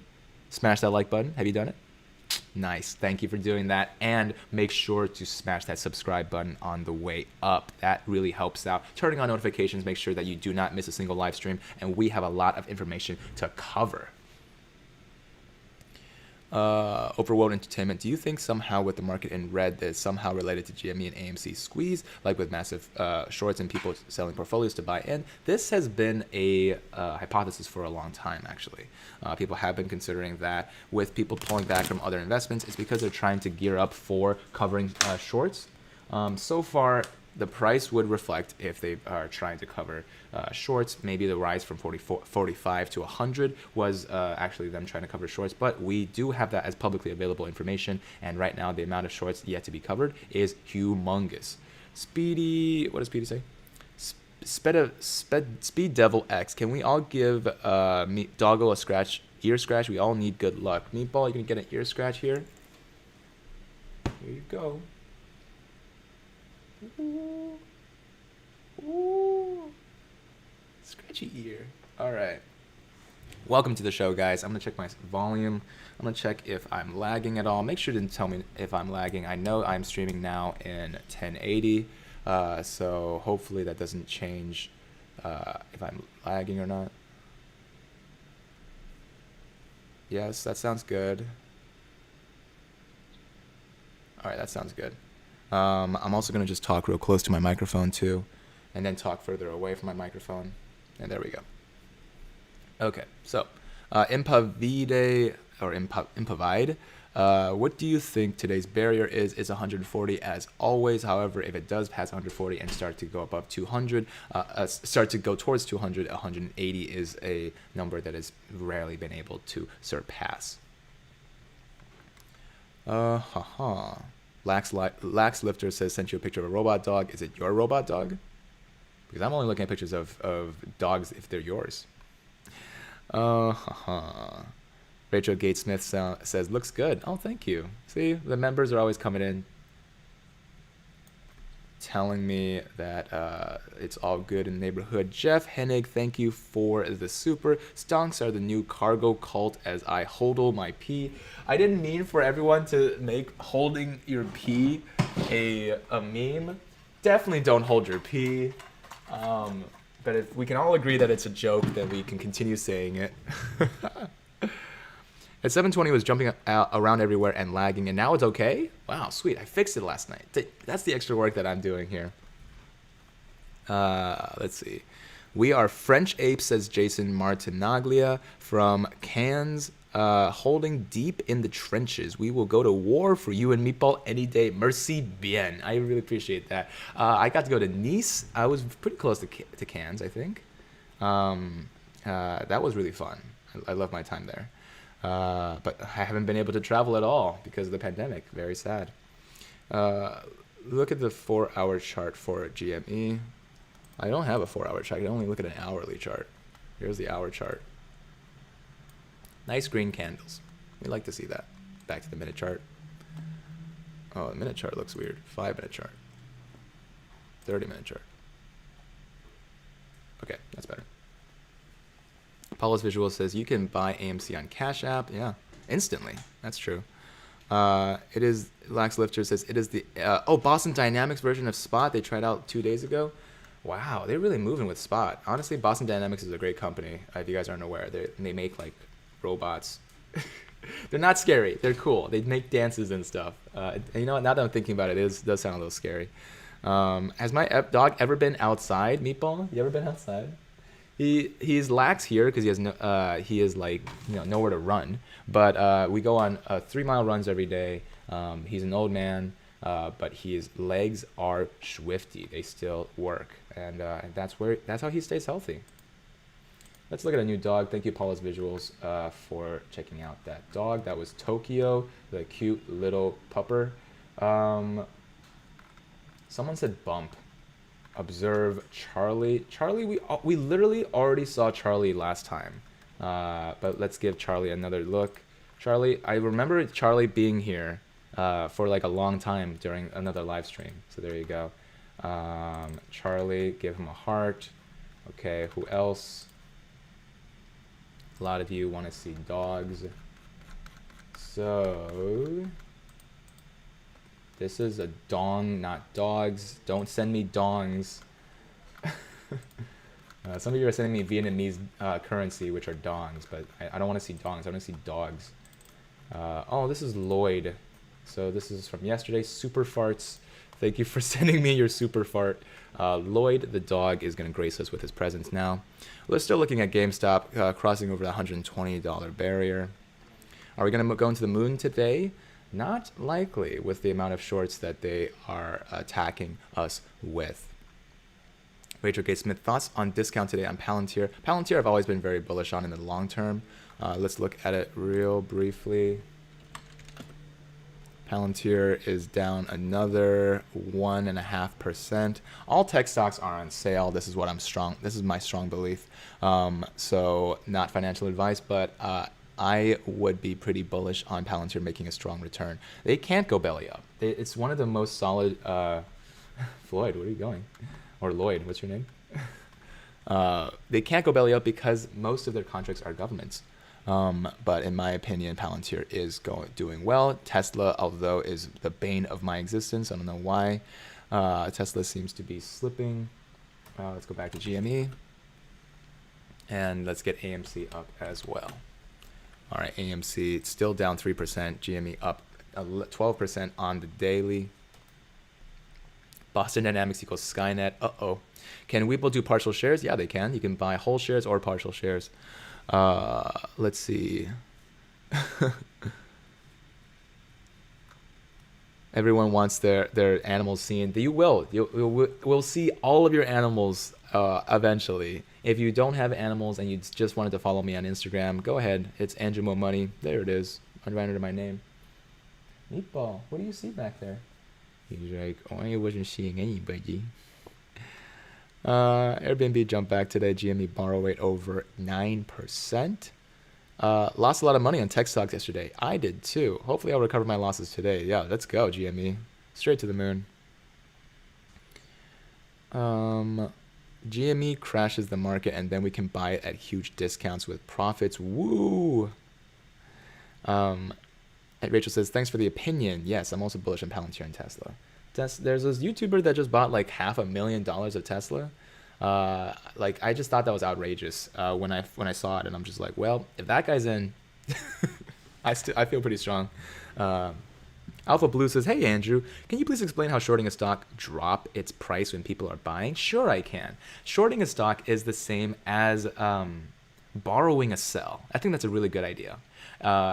It's borrowing a sell from the future because as of right now, there is no the stock is sold and yet it still belongs to someone. You're borrowing the stock from Meatball and you're selling it. And remember, sells decrease the price, right? Enough people sell, it seems like people don't like the price at which the stock is, and therefore the price goes down. Enough of this happens, like millions and millions and millions of this happening by institutions like Melvin, and suddenly we have a depression of the price. In the short term, shorting a stock is just like borrowing a sell from the future. Now, it also means that we are basically indebted to that buy in the future. That now that we've sold that stock, we need to buy it back sometime in the future. That's why in the long term, shorts are good for the prices, for the stock's price. However, if you can short it so much that it goes bankrupt before you need to buy, then you've just killed two birds with one stone. Welcome, Steve Alvarez or Alvarez, to the members club. If you wanted to be a member and get cool flair next to your name, go ahead and smash that join button after softly tapping the subscribe button directly next to it in the description down below. Gamma rays. Let's see. Ricky from TechBud Solutions. Is this a reference? Neil Barra says, GME is keeping my portfolio in the green. Didn't think it'd be this way. Ha! My dog has her own Insta at worth every penny 11. She would love to make her YouTube debut here. I would love to make her debut here. Let's find a new dog. We'll get to her as soon. Oh, hold on. Huge catalyst from Yahoo Finance News. Okay, let's go touch that for a second first.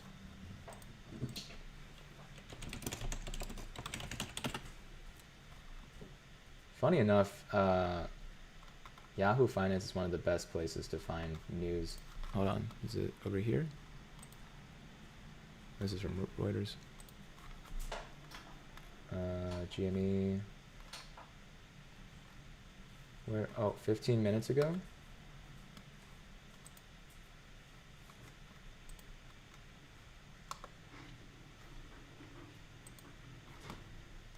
What kind of news are we talking about?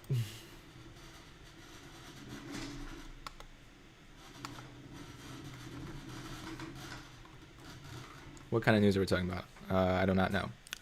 Thank you for the super. The Cora Galore. Do you think Doge will tank with Elon being investigated? I don't think Doge and Elon are tied at the hip. But I've always been a little sus of Doge to begin with, although I do love the meme. Caligula says, I sent photos of the D&D table I built. God, I want to build a D&D table. That sounds like a good hobby. One of my first hobbies was starting a YouTube channel, but my second hobby is definitely woodworking. I definitely want to start a D&D table. Nathan Edmonds, please tell me what is the headline of this Yahoo Finance article so that I can find it. Hank says, can I go pee? What have I told you about peeing? It's perfectly natural and everyone should pee. Okay, so let's see. I don't think Doge will tank. It has been steady in the nickel range for about 3 weeks. Anything about 4 cents is good in their opinion.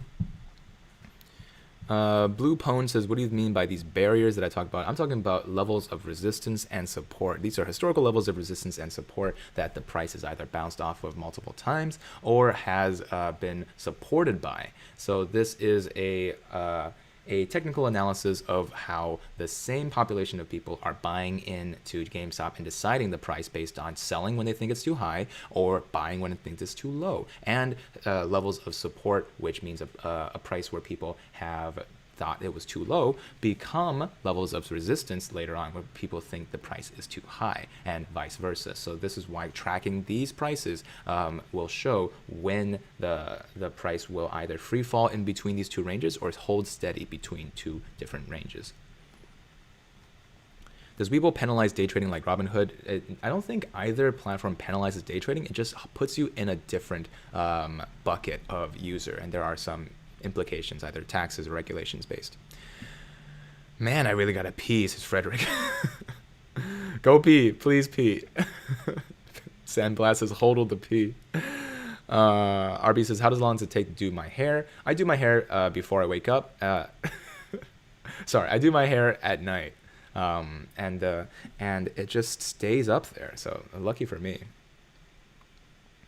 Max Christensen says, I truly enjoy your videos and live streams. I was wondering, what degrees do you have from which universities? My alma mater is University of Chicago. It's the one that Obama teaches at in the law school. It has the Booth School of Business. Both degrees are in my Bachelor's of Science and my Master's of Science in Computational Analysis.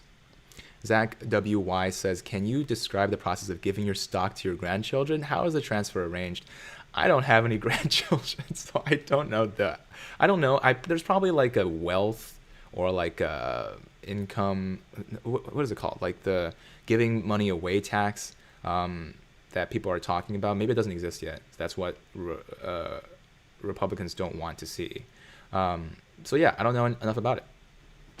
But if you are hoping to hold the stonk until your old age, your kids will be happy to get some brick and mortar video game stonks all the way in the future where everything is VR.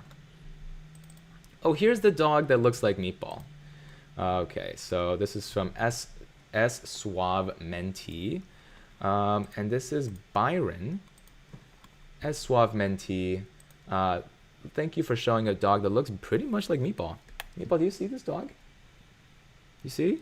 Looks like you. He's like, I don't really care. Okay. Estate tax. Thank you, Lady Pink. That's what it's called. Okay. Captain Kavi says, I need to design a P chair for casual traders. Casual traders? Hashtag David DeGreat says, drinking water is so healthy. Shower emoji, droplet emoji, multiple droplet emojis. Isaac says, I'm going to scamma squeeze my bladder at BRB. When did the P memes start to become a thing? Logan says, will the call options be able to exercise their right if the price is at $8 at the end of the trading day but drops below that after hours? I believe that the deadline is the trading day itself. So I don't think after hours plays into it. Otherwise, the rules of pre-market, market open, and after hours are just too darn gray. Deborah Parsons, gifting while alive, no tax, waiting till you die, death tax. Aha, don't wait until you die, children. Kids out there, don't wait until you die. Chris says, see, I just log onto SoFi and keep track of on my iPhone, and then I got a P and drop the... Okay, stop. I can't say those. But if you don't have a SoFi account yet, I hardly ever push this out, but it is the virtual bank that I use for my direct deposit as a full-time data scientist, and is the place that's going to give you $50 free. They keep doing awesome, just like no strings attached promotions. So if you want to join SoFi, it is the last link in the description that has a fire emoji next to it. Get $50 to invest for essentially almost nothing, because you're already investing in the market. So why don't you go ahead and get yourself $50 free. Lottery stocks, thank you for the super. Main reason GME will go up. Main reason GME would go up, vice versa. Okay, so I think you're asking main reason GME is going to go up and main reason why GME would go down. Main reason why GME would go down is because of the crazy amount of shorts that is happening in the last few days. Shorts, as we have described in the short term, depresses the price of a stock. And the institutions are really hoping that they prevent any hype from getting GME to be too high in before the weekend, and hoping that all that hype dies down. Of course, we have our Sherlock ape brains. The reason why it's going to go up, a lot of reasons. One, a gamma squeeze is possible if the price of GameStop even approaches 200 today. A lot of those call options are going to be in the money, which means institutions that sold those call options are going to have to buy GME. Forced buying is going to cause GME to start going up, and that is what we call, if it goes high enough, a gamma squeeze. If that brings GameStop up to a couple hundred, maybe 1,000, then we are going to trigger the mother of all short squeezes. Lady Gaga's dogs got stolen and her dog walker shot. Everyone watch your dogs. We love them and the world has gone mad. Is this true? That's true? Her dog walker got shot? Wow. That's incredible. Diamond Bladder says, Will Young, just hold.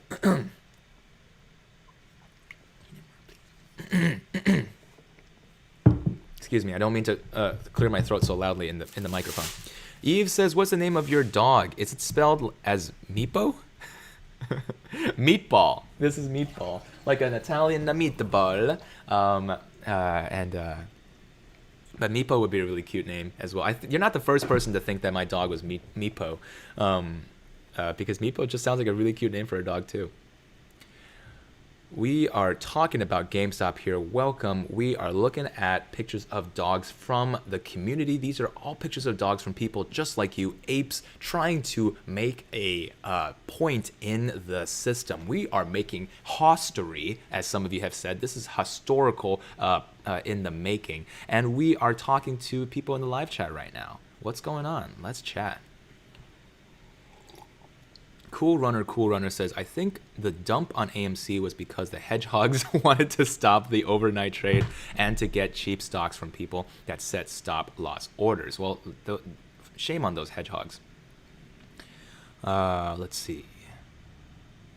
Can Robinhood, WeBull, or any other online brokerage limit our ability to sell if the price gets too high? This is the Robinhood's excuse because they have to post collateral for the buy orders.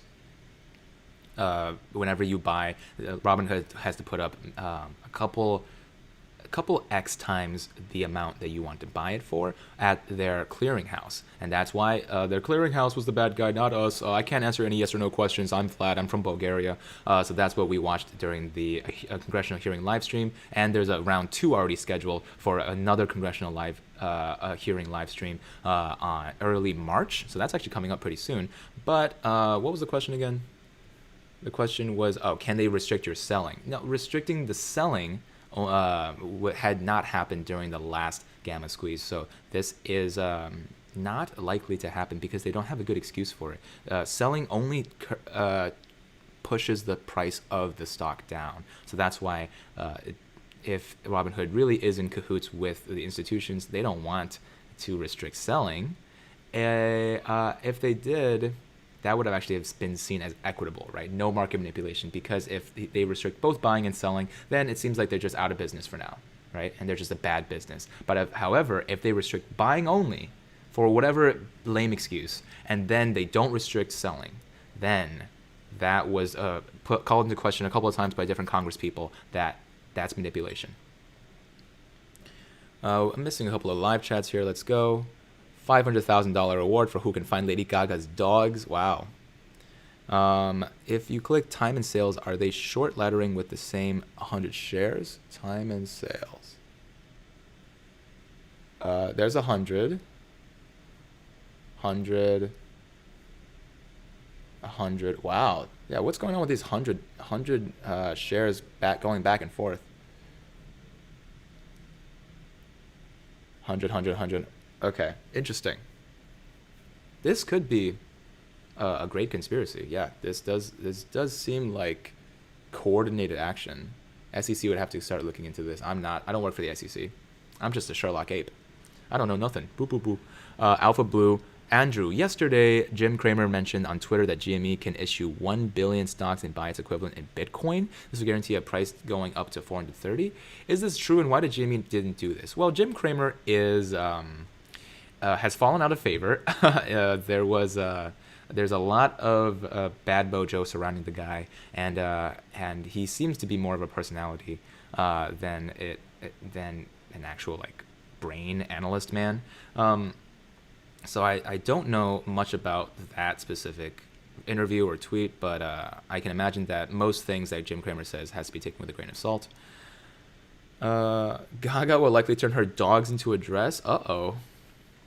Hot opinions. We've been saying moon for weeks, says S. Yes. Casino Dave. Chris Capehart says, yeah, I'm talking about before when they lost all that money and they had to be bailed out by Citadel. Isaac says, just subscribed. I like the channel. I like that comment. If you guys haven't yet been like that viewer, go ahead and subscribe. It's fun. It's really fun. You get to look at dogs. You get to look at stonks. What else do you want? And speaking of looking at dogs, let's look at some more dogs. Some of you are sending me dogs. Kane Guinevere, Kane on the left, Dexter on the right. Dexter playing with Kane's little niece, Isis. This is one of you sent me your dogs 2 minutes ago. This is Packer R. Isis after she destroyed your jalapeno plant. Is she wearing the pot? Okay, I'm not sure how I feel about that. The pot hopefully is not so heavy.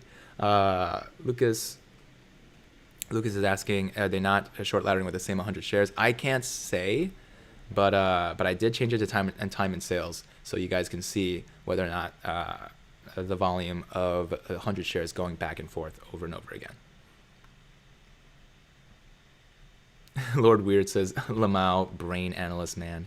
Anonymous, we can't do that. Hank Badia says, send you some pictures of my doges. Thank you so much. Did Andrew talk about the DD from RGME about naked shorting? Did he think it made sense? It did to me, but I eat crayons. Yeah, I saw a DD about naked shorting. I explained it in the beginning of the live stream. We can do that again. Sorry, Doge. Let's see. Back to RGME. Oh, the car alarm is back on, but today it was late. So I guess I'm grateful that it wasn't on earlier. RGME, what's going on, guys? If you guys are just joining, we are just chilling. We're talking. We are doing our due diligence. We're watching the GME price go up and down. I noticed lately that shills are making fun of people that are holding for two or three shares. If you're not able to say something nice, just shut up. Okay, interesting. Borrowing fee has increased from 1% to 12.8%. All right, this is interesting news. Please realize that GME doesn't need to hit anything today. Okay, that's also interesting as well. Good news, Treasury Secretary Janet Yellen, who received speaking fees of $800,000, violated her ethics agreement and is barred from participating in any matters involving Citadel. Really? Watching GME knowing the squeeze will eventually be squoze. It's okay, GME. You can go when you feel like it. Okay. I'm just on the meme page now. All right, so let's look. We covered earlier that oh, actually, this is something that we covered earlier, but this is why the dip is good. This is news about the borrowing fee has increased from 1% to 12.8% as on iBorrow. The fee for borrowing has changed from 1% to 12.8%, making it harder for hedge funds to short the stock as it's more expensive to borrow. Bullish AF. Please realize that GME doesn't have to hit anything today. The roaming WSBU Discord, and one of the biggest things they realize is people say GME needs to get to 180 today. Like I've been saying, right? That I'm not saying 180 is the resistance, by the way. That's what I was saying. I want you guys to realize this is very much not the case. This thing can last months, if not over a year. We have a possibility to make thousands off a single share, and the fact that people don't understand that is frightening. If everyone holds, they will have to buy back shares off of us, and when no one sells, the price will continue to increase exponentially. We are far from the price where the price can be, and I hope that this post doesn't get removed because I don't want people to be scared. This is a gold mine of an opportunity, a once-in-a-lifetime opportunity. Trust your gut. Don't listen to people who say reality isn't possible. We've come so far. Hedge funds are bleeding. Stay strong, apes. Oh yeah, I am Monk, not a financial advisor. Important to note. Take these readings with a grain of salt. Adrian says that 100 shares are for short laddering tactics. All right. Let's see. Yellen got her waiver. Uh-oh. Some people are so sure AMC GME will rise. Why don't other hedge funds buy heavy? These are the questions, right? And I explained it before. It's kind of like shooting your other foot because one of your feet are on fire. Hey guys, says Isaac Cortez. Don't forget to show Andrew some love and hit that like button for all the support. I appreciate it. We just got to 800 likes. Let's give Meatball some treats. There you go, bud. Feed that dog. 200 Mike with a Super from Mike. How long does it take to transfer to WeBull? I believe that we're talking about business days here. So at max, I would say 2 weeks, 2 business weeks. But I do not know. So chat, please tell Mike how long it takes. Especially if you were the one that clicked this link above, was able to get this WeBull trading app. It's okay if you still have Robinhood. Just prevent them from lending out your shares, and then use WeBull to continue buying your tendies from now on. That's not a bad plan either.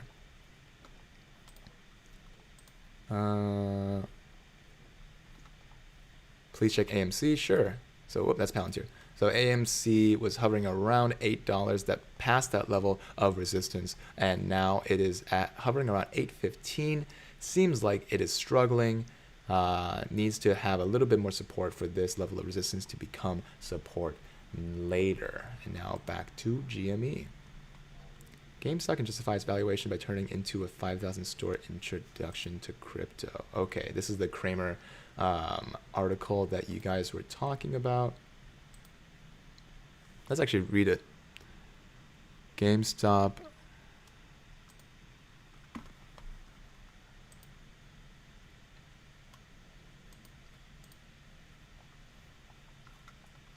Okay, so this is a Bloomberg article about $800.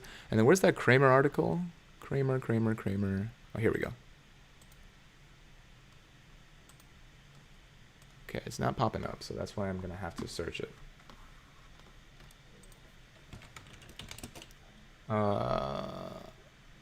Kramer, GameStop, crypto. Those are the 3 words I need to search. Okay. So we got some DD to read. Hey, Gold King, thank you for the super. Is WeBull the best trading app? I just signed up, holding for the moon. Appreciate it. WeBull right now is the app that I use, right? So I can't say if it's the very best, but it is chock full of technical analysis. It also has the benefit of being able to cover your fees for switching off of Robinhood, because we all know Robinhood is bad, and we also know that the real-time price fluctuations, understanding the time and sales volume analysis, and finally looking at all these different indicators, including the RSI on the bottom, including the 200-day moving exponential moving average, the 15-day moving average, and being able to access after hours and pre-market. I think that makes a pretty darn good case for WeBull. Use that link right here, pinned here, so that you can get 2 free stocks when you sign up as well. Okay, so crypto can justify its valuation by GameStop can justify its valuation by turning into a 5,000 store introduction to crypto, says Kramer. We are looking at the article that one of you guys in the comments recommended. CNBC host Jim Cramer said Thursday that GameStop Corporation could justify its share price by turning into a cryptocurrency play. Okay, one sec.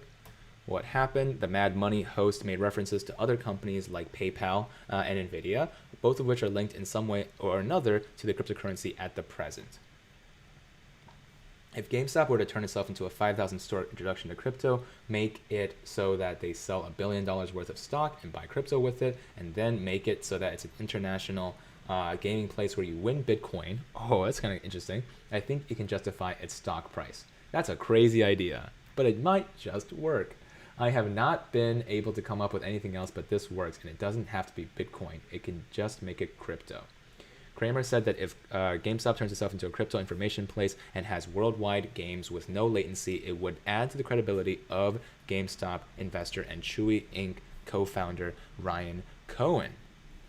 The former hedge fund manager also pointed to the upcoming resignation of GameStop CFO Jim Bell and said CFOs, they tend not to have Bitcoin on their balance sheet. Perhaps Jim Bell, that's what he didn't want. Kramer called Cohen a big thinker and said, I have a feeling that this is the way to get the stock higher. I can't come up with another way. I am not smart enough to figure out how GameStop can make money. Why it matters. GameStop, AMC, BB, NOK.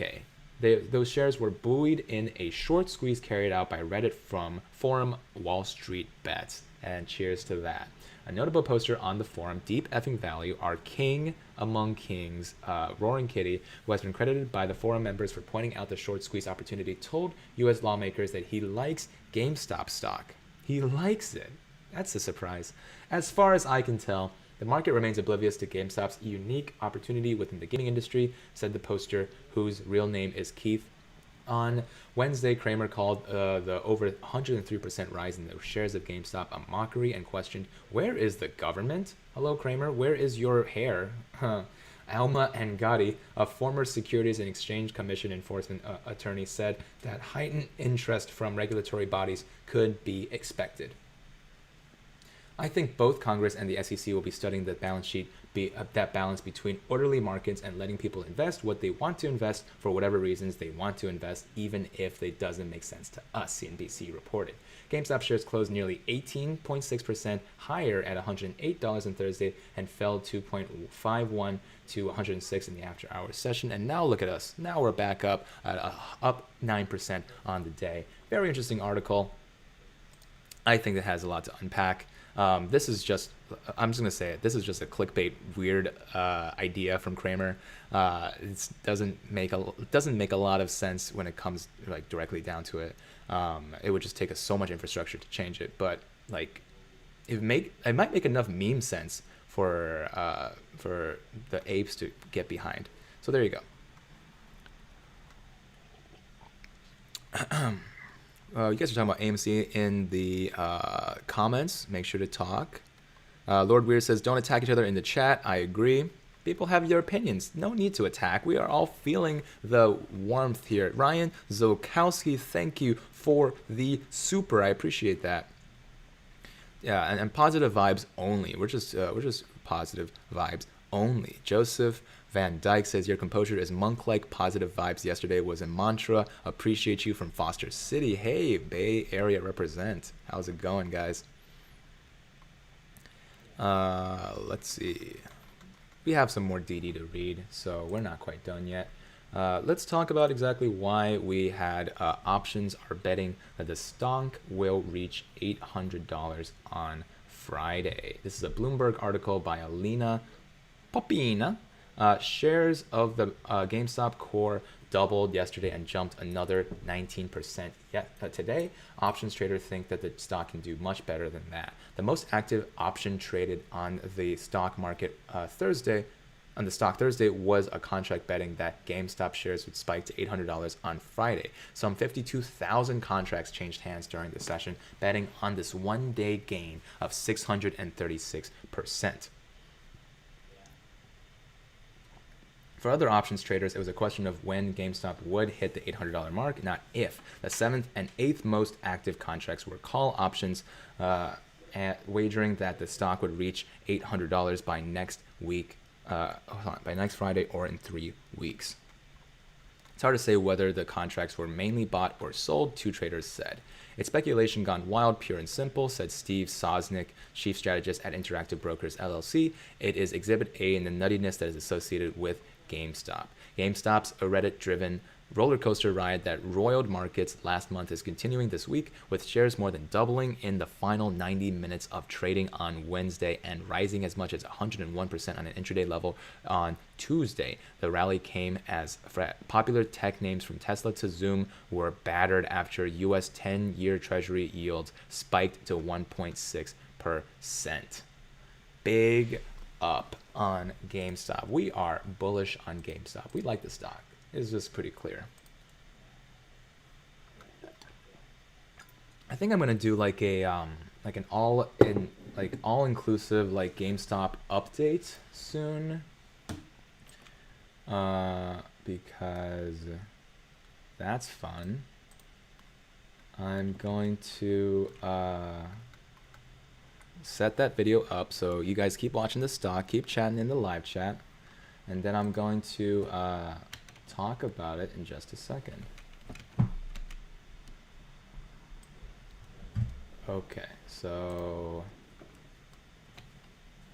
this is why the dip is good. FINRA data shows 58 million GME stocks are shorted.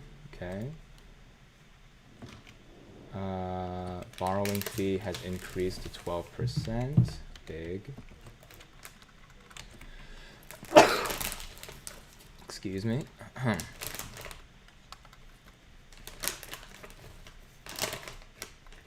Synopsis.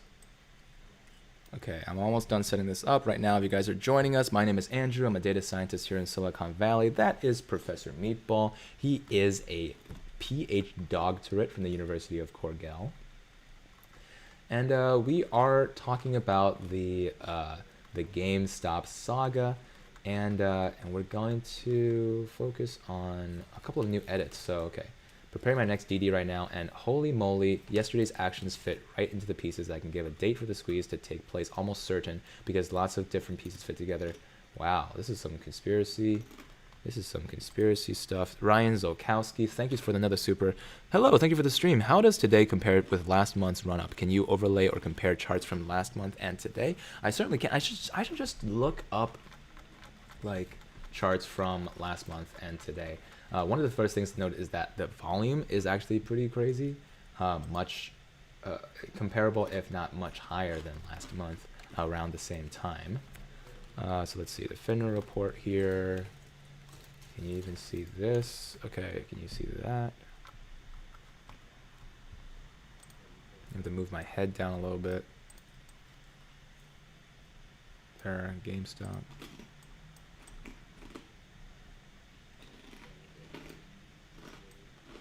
Okay, there we go. So this is the daily short volume in January, and this is the same overlaid chart in February. So let me hit PSA. Hold on, almost there. GameStop shares climb. Okay, almost there. So this one, I think I'm gonna do this one second to last, and then I'm gonna do this one. This one is weird. Okay, so almost done. I think I'm gonna go. Okay, so all right. Sanguine says, "You're still my Doge." What is your Instagram handle again? Okay, here we go. How's it going, you guys? This has been a crazy, crazy week for GameStop, and we are hovering right now at $117 of GameStop. That's up 7% on the day, which means GameStop has been green in an entire sea of red for a long time. Professor Meatball knows this. Andrew, the data scientist, knows this. Hello, if you guys are just joining this show, I really do appreciate you guys showing up, coming out, and helping us learn a little bit more about what GameStop is all about. I have a big data dump for you guys, and if you guys are confused or need an update, this is exactly the comprehensive update you are looking for. A couple of questions I'm going to cover in this comprehensive analysis include one, why did everyone say GameStop needed to get to $800 today in the Thursday and Friday run up to the gamma squeeze? And then two, why exactly did GameStop decide to dip? And three, what is going on with the future of GameStop? And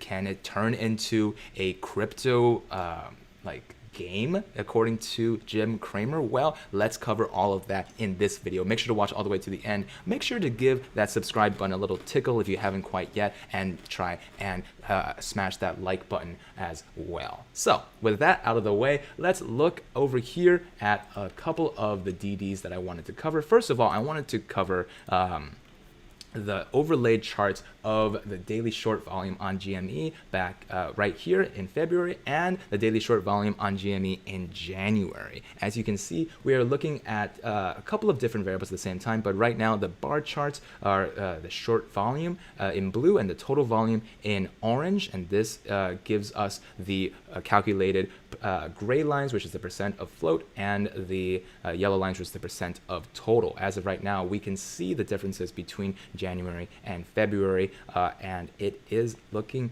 good. If we notice here, January 21st and the 22nd have very similar up trends as the February 24th and February 25th. As of right now, it's important to note that GME is currently in 58 million shares are shorted. That's 107% of float and 84% of total. Now, all of this content in this video is researched, but by people who are doing their own research, which is what I always recommend. Make sure to do your own research. Make sure to understand that this content is not financial advice, and with that, we are going to continue onwards. Now, we have an entire comprehensive DD of exactly what happened with the price of the stock dipping almost below $100 yesterday, and that's why we want to be able to give this post as much love and attention as it needs. Now, hey, it's Pixel user on GME has been working on this DD for a couple of days.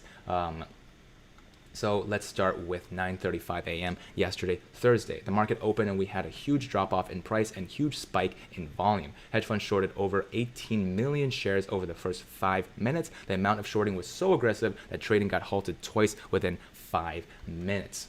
Within the first few minutes, 9:45 a.m. to 1:50, trading pretty much went in our favor this time around. People kept buying in. Thank you for the super, Ryan. We hit the daily high at about 185 at around 1 p.m. and went sideways for almost an hour after that. 155, poop gets interesting. Really aggressive shorting for the second time that day brings the price down to $126. At that point in time, between 5 million and 7 million shares were shorted in the blink of an eye. What stood out for me at that point in time was that the price kept going in the same direction after every short attack between $100 and $125. That tells me it was really important to get the price down in that direction. More in a few seconds. 2 p.m. to 3:25 p.m. People buying in again, driving the price up to $140 to $150. Now, poop gets interesting. 3:30 to 4 p.m. The third aggressive short attack begins and keeps on going for 30 minutes until the market closes. 10 million shares were shorted in this time span. Now, the analysis. Where did they get so many shares to short GME, and why was it not predictable? Well, how could no one foresee this? It's simple. Hedge funds didn't borrow shares to short. They created them out of thin air. When the market opened yesterday, all available GME shares to borrow were already gone. And at the 10 a.m. today, 0 shares available for GME right now as well. So they borrowed over 2.1 million shares to short for yesterday and today. What does that mean? Well, no one can predict or analyze how deep they are digging their own grave right now because they are not using real shares to short GME. They can just keep doing this in order to hold the price down artificially. And I've explained this before, but I will explain it now. How does shorting decrease the price of GME? Well, when you take a stock and borrow it from someone and then sell it immediately, you have just borrowed a sale from the future. You see, the stock still belongs to the person you borrowed it from, and yet you've already been able to sell it? How is that possible? You've borrowed that sell from the future. Now, as the market notices that sell, it is going to take it into consideration. More sales mean that the price gets lower, and the more buys mean that the price gets higher. So now that you've borrowed the sell from the future, you have in the short term decrease the price of the stock. If enough people do this, which is what hedge funds are hoping for, it might bankrupt the stock before the long-term effects, which is eventually you are obligated to buy. And that obligation means that in the future, there could be recursive buys of covering these shorts that have essentially, like the analogy says, dug their own graves. So, what happens when we add up the shorts and the price dips mentioned above. Now it just gets stupidly funny and obvious. If we add up the 3 big short attacks, 18 million right at opening, 5 million to 7 million at noon, and about 10 million right before close, we get 33 million shares sold short over the day. Why is this funny and obvious? Well, check the latest FINRA report. It states that yesterday more than 33 million were sold short. That's almost exactly the number that we get when we add up the volume of the dips. So why did they cross the GME so aggressively with fake shares? Because the bears are vogue. See, when GME would have closed in between $115 and $150, over 44,000 call options would have become ITM in the money. So if exercised, that would drive up the price after hours in pre, or today in high hundreds, maybe even thousands. So Why is that so bad? The higher the price gets, the more calls get exercised, so called options chain, and the more people jump in because the FOMO as we get closer to the magical $800 mark, where the mother of all short squeezes would become inevitable this or next week. What can we learn from this moving forward? Hedgies don't give a single F anymore, even when all the data available states that there are no more shorts available to borrow for GME. We found all of their ETFs where they hid their shorts. They keep shorting it to try and stop the mother of all short squeezes. You know what they say, there is nothing more dangerous than an animal that's trapped in a corner and got nothing to lose anymore. That's what we're seeing right now. No one can give accurate predictions anymore. That is based on data. This has evolved into a game of pure greed, and emotions. They don't care about the long-term results of their illegal actions. They just want to save their butts for some weeks or even just days. In short, be prepared for everything. Don't be scared of dips. They are more likely created artificially by highly illegal shorting with faked shares. Now, this is the point that I have to be very clear. This channel is not for giving financial advice, and this Sherlock ape might not be correct. They weren't correct yesterday with their predicted price share of $200 to $220, and they may not be correct about this either. So do your own research. Make sure to become financially invested in yourself, and one of the first ways you can start investing in yourself is smashing that subscribe button and making sure that the bell button is smashed as well, so you don't miss out on live streams where I talk about this live with you. So back to it. Too long didn't read. Hedgies are so effed that they just shorted GME with more than 33 million non-existent shares yesterday, keeping the price down in order to stop the gamma squeeze from happening. Now, the gamma squeeze is slightly different than the short squeeze that we've talked about, but the short squeeze is in that situation where we borrowed shares in order to give them back in the future. If I did that multiple times over and over, I would have to recursively cover those shares, and that would be incredibly inflationatory. It would inflate the price higher and higher unto an infinite squeeze if everyone holds. But a gamma squeeze is based on call options. Now, call options is a right, a privilege, but not an obligation to buy a stock at a future price. You buy it at a premium, and then you say when you are in the money, you get to exercise it as long as the deadline, which a lot of these call options have deadlines today. We are trying to catch these call options so that most of them become in the money, so that we have all of these buys from the institutions needing to exercise the call options that other people have already bought, increasing the price in the aftermath. So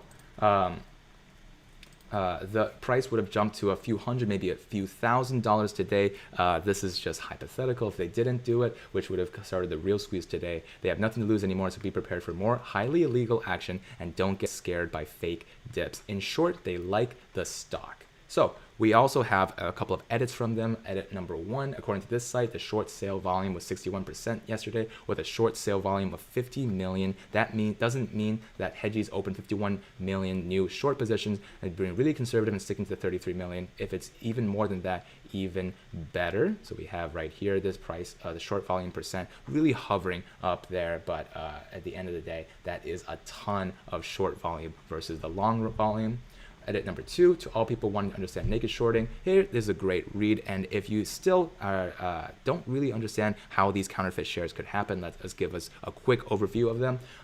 Naked short is an invention of the securities industry that is a license to create counterfeit shares. In the context of this document, a share created has the effect of increasing the number of shares that are in the marketplace beyond the number issued by the company. It is considered counterfeit. So this is not a legal conclusion, since some shares we consider counterfeit are legal based on today's rules. The alleged justification for naked shorting is to ensure an orderly and smooth market, and all too often it is used to create a virtually unlimited supply of counterfeit shares, which leads to a widespread stock manipulation, the linchpin of this massive fraud. Returning to our example, everything is the same except the part about borrowing the share from someone else's account. There is no borrowed share. Instead, a new one is created by either the broker-dealer or the DTC without a borrowed share behind the short sale. A naked short is really a counterfeit share.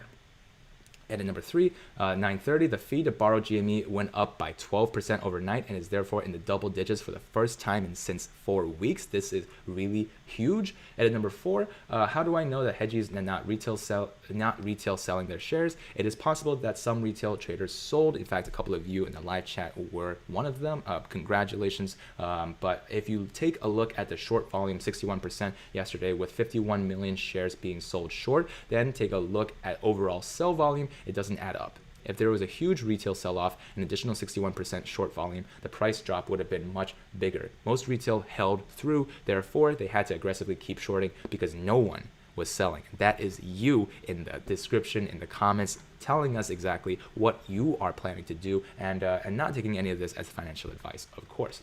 And at number 5, they're preparing their next DD right now, and oh my god, yesterday's actions fit right into the pieces, and they can give a date for the squeeze to take place, almost certain, but they don't want to make false promises, so take it with a grain of salt, because lots of different pieces fit together for that exact date. If they're able to finish it today, they'll link it here as well. This actually feels like a conspiracy theory because everything happening right now points to that specific date, making it feel too easy to be true. Oftentimes, when things feel like they're conspiracies, they really might be. So if you guys follow this live stream, I am going to continue working to make sure that you guys are updated with that person's DD.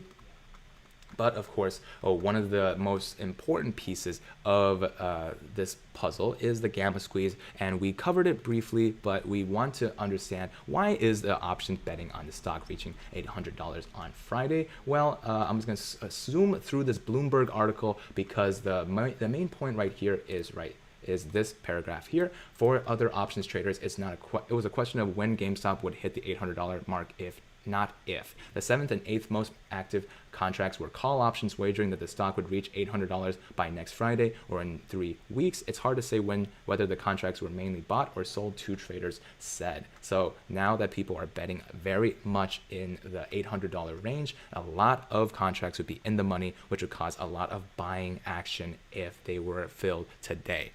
Finally, I want to cover this seemingly wacko theory by Cramer that says GameStop can justify its valuation by turning into a 5,000 store introduction to crypto. This is just a simple, I would say, clickbait article title. Cramer says that if the GameStop turns itself into a crypto information space, the worldwide games with no latency would add to the credibility of GameStop investor and Chewy Inc. co-founder Ryan Cohen. They think that he thinks that this is one of the only ways to make GameStop worth its salt in the current market. So what do you guys think? Is GameStop worthwhile to you? Do you like the stock? Do you feel like it is just days away, weeks away, or months away for the short squeeze to happen? The gamma squeeze might not happen today, but it does not mean that today was a missed opportunity. Call options are constantly going to have deadlines that are rolling. In fact, even that article on Bloomberg said that there's still some call options expiring in 3 weeks. So if you understand a little bit more about GameStop, I would really appreciate a smash of the like button, a hit of the subscribe button, and check out a couple of the links down below, especially the technical app that I use to look at GameStop is WeBull, and you can easily get 2 free stocks if you use the description down below and start getting out of Robinhood. In my opinion, you are doing great. Continue being you, and for now, but not for forever, hope you guys have a nice weekend. Okay, so I missed a super a long time ago. Ryan Zolkowski said, sorry to clarify. Uh-oh. Now I have to go back. Oh, my goodness.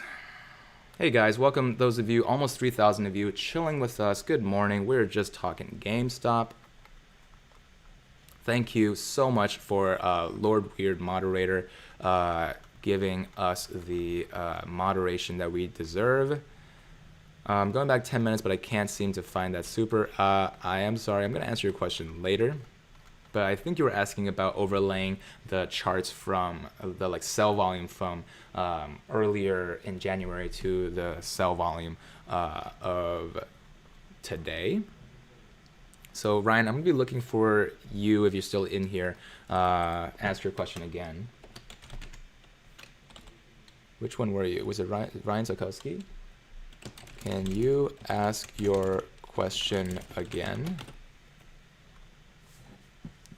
Zero says, I'm getting a little repetitive with the subscribing stuff. I understand, but people come in, come out, it's really hard to be able to get this message across succinctly and get it across consistently. So I'm going to keep working on finding a good balance with that message. What's the link to the Reddit post? Which Reddit post? There's a bunch of them. Pretty sure you mean this Reddit post with all this DD. So I'm gonna link that for SM Forrester. Oh boy. How is it going?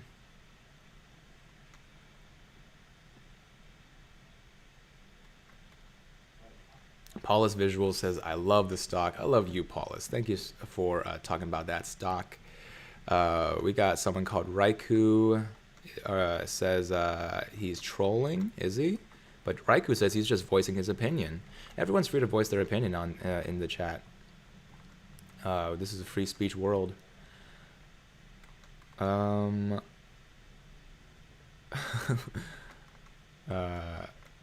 you, Lord Weird. You are doing a really good job as a moderator. So glad that the team is growing. People are, we are getting these apes the information that they deserve. And we are talking about GameStonk. Now, GameStonk had an excellent rise this morning in the beginning of the markets, had all the way up to 142.90. That was above the level that I wrote out for the level of resistance it needed to beat. However, it was rejected by this level of resistance and now is hovering around 110. There seems to be a bit of tension here as it continues to push this number down, 109. Fingers crossed. Hold your pee. The benefactor says, will GME continue rising today? If so, what are its hopes to go up to today? Sounds like a price prediction to me. I would say that I have two lines. $100 is the level of support that it seems like it is very afraid to dip below. So that's your risk there. And 140, it already was able to get past this, is your perspective reward today. Depends on how much volatility we can actually get GameStop to go up or down with. P-Chan says, and this is not a financial advice t-shirt. That would be a pretty cool t-shirt, honestly. Have you seen what happens if you touch the thumb? So really, I'm just like, what? Yes, the thumb down there, right next to the subscribe button. Make sure to touch that thumb. I'm not sure what will happen. It could be anything. Yes, I am using WeBull. If you wanted your own copy of WeBull, go ahead and use this link right here. Get that copy of WeBull. Go get it.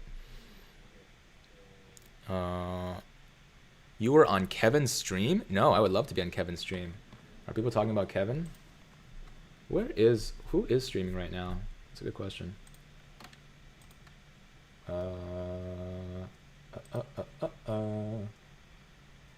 We are talking about GameStonk right now. Those of you who are here, you are living your best life. You are learning about investments, becoming smarter about the world at large, and you're learning. And the question of what software am I using is constantly being answered by this is WeBull, dark mode, really slick, cool looking application.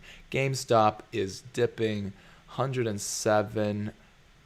This is first time today that it has been red as of its price from yesterday. Let's see if it gets supported by this $100 level of support. Oh man, thank you, Adrian, for smashing that bell.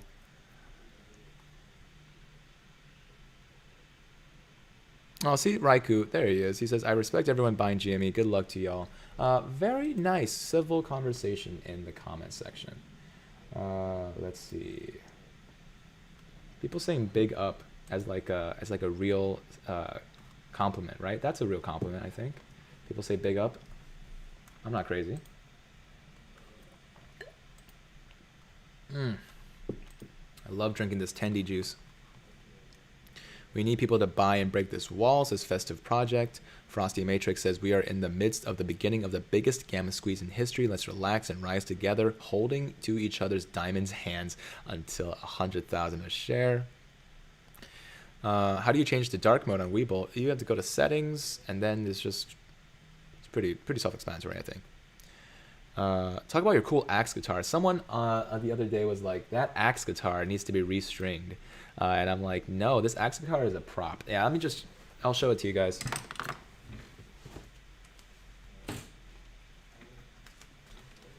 It's entirely flat.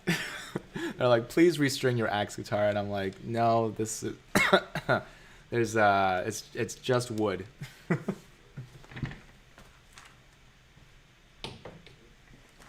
I found that comment funny, but I don't find it. I find it very endearing that you guys care about the props in the background. We try to make this as nice of a background for you guys as possible. We're learning together. GameStop seems to still be hovering up that price at market close from yesterday, $108 reduce. Speaker Head Chatterbox says, love buying red. Joshua J. Thompson says, I panic sold yesterday. Big mistake. Still trying to make my money back. Don't sell monkeys. This is not financial advice. I'm just reading some comments here. Let's see who else is still live streaming. Matt Kors.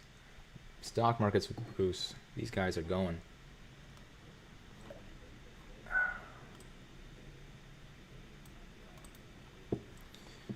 Oh boy. I'll cut my hands off if I have to. Please don't. Working as for an FI, helping people create term deposits. It's not hard to talk about stocks. Hold on, I couldn't read your comment. Mark King says, did you hear that the laughing crying emoji has been canceled by Gen Z? Thoughts? Opinions? I love the laughing crying emoji. It's always here, right above my head. What's wrong with the laughing crying emoji? I still support it, unless it's now like a white supremacy symbol. So let's see. We got Stinky Buddy as a puppy. Stinky Buddy. So this is from J_Cobb__. We got Stinky Buddy. Aww. Look at Stinky Buddy. He's so cute. Alright, those are your dogs. You can send me your dog while we watch GameStop get supported by $100. Yeah? So the lowest GameStop has dipped today is 102. But it still seems to be supported by the $100. Pet the doggo for us. Thanks, says Brian Smith. Here you go, Meatball. It's a pet for you. Good pet. Oh, it seems like we've hit 1,000 likes. Every like goes to feed Meatball. There you go, buddy. Nom nom nom nom nom. Delicious meatball treat. Laughing crying emoji is funny. Time to leave. Regulated emoji speech. Let's see. Why is the price dropping if calls expire today in the money? Why is the price dropping if calls expire today in the money? Unfortunately, the calls that we were looking for were a little bit higher, probably around the $200 range. So that's the two tiers of the gamma squeeze. A couple tens of thousands of call options were all on the way up to $200, and now the really big bulk of the call options are all the way up to $800. So if the price doesn't get up there, then those call options are not going to be in the money. Simple Jack says, hold the line. It might not happen today or next week, but it will happen. Math is on our side. We do love math. Paulus visuals. I just love the stonk. We love that stonk. Young Kai Kim says, did you see the guy that bought GMED instead of GME? What's GMED? Like a medical, like biotech company? Paula Blackford. Why is GME going down? Let's hit 200. Yeah, let's go. People are probably Googling, why is GME down?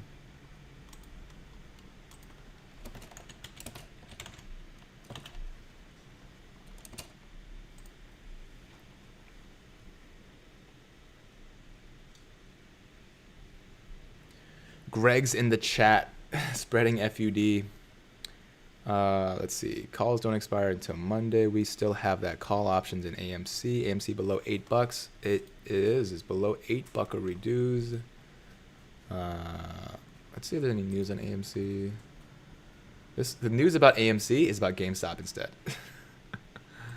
GameStop shares. Yeah, not a ton of news. I'm gonna look for some DD for you guys. This was Stinky Buddy. Hope you guys enjoyed that dog.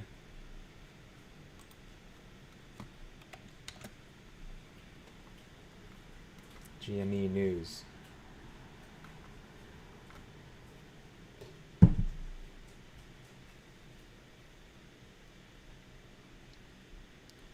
Will this IPO be the ultimate Reddit stock? Probably not. Bots hyped up GameStop on major platforms.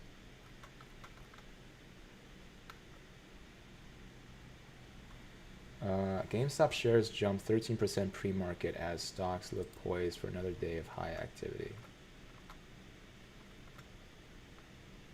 So if you guys are just joining us, welcome, welcome. Whoa, what happened?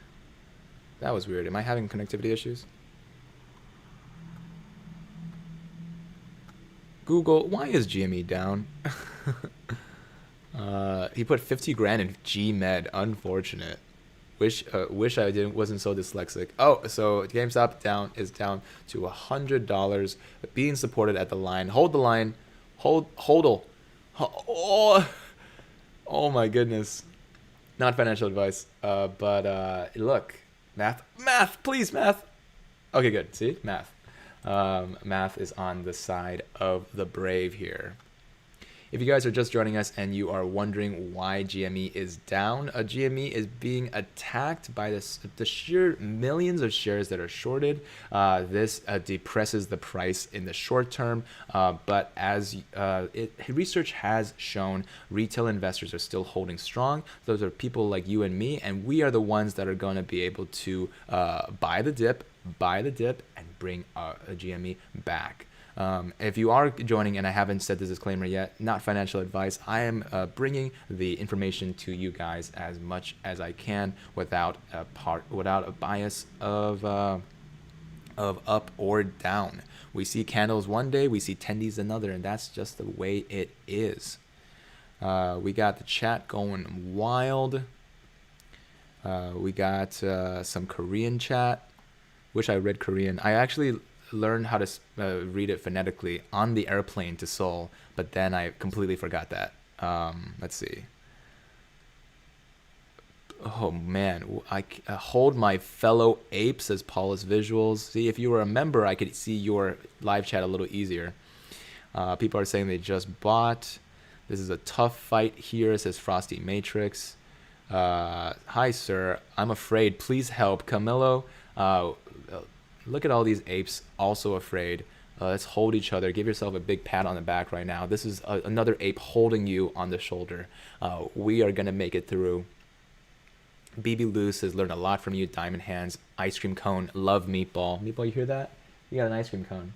He's tucking his head in because he doesn't want to look at GME right now. Oh, man. Minecraft Hardest says, nice haircut. Thanks. I did it to myself. It looks good from this side. Sure, Bonbin, Ionita. How do you get that dog to just sit there? Dog sits here because he wants to, right? He has another opening on the other side. He can leave anytime he wants. He sometimes gets treats, so that is an incentive for him to chill here. Nice, yummy dip. Right, so we saw a dip below our level of support into the 97.71. It is now back, and we are looking a little better at $104 reduce. This is Hector with the water. Hector, the roommate with the water, really a true blue hero here. Paula says, I've learned more from Andrew in the past week than I have in the past month. Let's get this bread, Paula. Let's do it together. GameStop. GameStop, are you in the chat? GameStop says, I am, don't panic ever. Okay. Let me view this message. What did she say? Oh yes, do not do hate speech, please. Just need to fuel up. Silver Element, dang, just bought more shares at open. I knew it was gonna dip, but I was impatient. Lol. It's okay. I feel you, Meatball, says Nessa B. 260 gain. Come pick me up, says Foxfire. Me too. Please, I need the pickup. Oh man. How old is Meatball? He is getting on to 8 years old today. Very auspicious year for him. Okay. Benji says, I've just lost 20% of my money on GME. It was 20% of unrealized gains. It's an unrealized loss until you realize it by selling. So on the other side of it is that you have to understand that you shouldn't have been losing all of your money, because it's just money that you are willing to lose. This is the most important part. We have the math behind us, but if they continue to manipulate the stock, it is going to be a longer fight than some people are willing to fight. Taha Zach, we need Meatball to buy the dip. Thank you for the consistent supers. Appreciate it. Meatball, buy the dip, please. Buy the dip. Buy the dip. Come on, push it. Buy the dip. Buy the dip. I'm doing the karaoke version of the Meet Kevin song. Going under 100 again. I dare you. Limit 50x 99.99. That is a deal. Thought you said price cannot dip to below $100. It did not say that. It is a level of previous historic resistance and support. And like I said, it was supported by this price. It essentially, as people panic sold, other normal level-headed investors, same people who have been buying and selling GME, decided that $100 is where the price would be underpriced. So therefore they bought. And that is why these levels of resistance and support are so important. We knew that it couldn't dip far below $100, and that is exactly what happened. Pet Meatball for luck, please. Yes, Min. I will pet my dog. Here you go. Professor Meatball gets a little pet. Looking at the pets. And speaking of pets, let's get another dog in here. Let's see if this dog is going to be lucky for GME. Let's get a lucky dog participant. This is from Phantom Profit with a PH and 2 T's. This is Bart. Thank you, Bart, for gracing us in this live chat. Bart is now our lucky dog in the live chat. Paula's Visuals, another super. Thank you, man. This is normal. Math is on our side. If we hold, do not fear. Of course, it's not financial advice, but Paula's, you just bought Meatball a one-way ticket to Treatland. Here you go, buddy. All 3,000 of you, welcome. If you are just joining us, I am just your humble ape. DJ, this is the real brains behind the operation. Meatball, the professor, Dog Turret from the University of Cornell. While you are here, please smash that subscribe button with the bell button right next to it so that we can continue telling jokes, showing dogs, and checking out the price of GameStop with the collective power of our ape minds. You see the live chat here? We are all positive vibes, sending them out, telling us exactly what is going on, and making it sure that we have a hand on each other's shoulders. That is exactly what we're going. We're doing it. Jose says, love the dogs.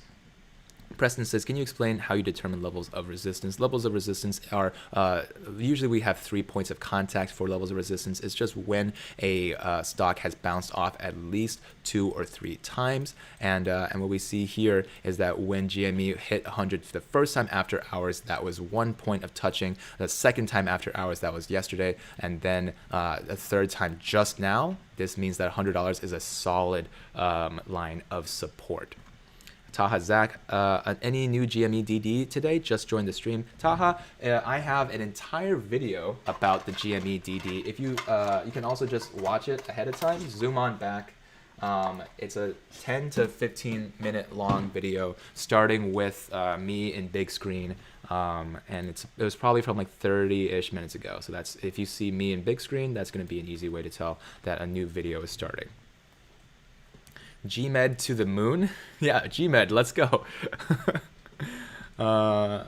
Let's see. Guys, is this WeBull version paid for? No, this is entirely free.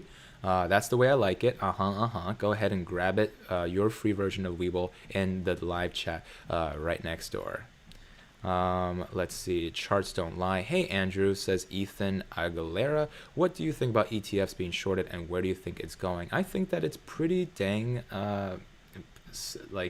sus, right? It is not it should not be an except to the other tactics like naked shorting and short ladder attacks that we keep seeing. Paulus Visuals, another super from Paulus. Thank you for the super chat.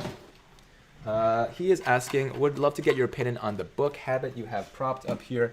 This book is to remind me that there is always another way to hack your growth. I think cover to cover, one of the best books to be able to really build out your millionaire mindset. Has 100% helped me out. One of the first thoughts that I like to repeat every time I have the chance is try to treat your day as 2 separate days. If you wake up with the millionaire time of waking up, which is around 5 a.m., you then can start partitioning your day from 6 a.m. to 1, get a nice dinner going and getting a nice lunch going, and then from 2 to 8 or 7, that is your second day. Have you ever spent a whole day doing nothing? You're probably going to feel pretty bad about yourself. Well, imagine if you started treating your day as 2 days, you would feel really bad by wasting 2 days in a row doing nothing at all. So that really helps your productivity. And more fun things in this book, which is linked right down below in the description. I called it Hack Your Growth.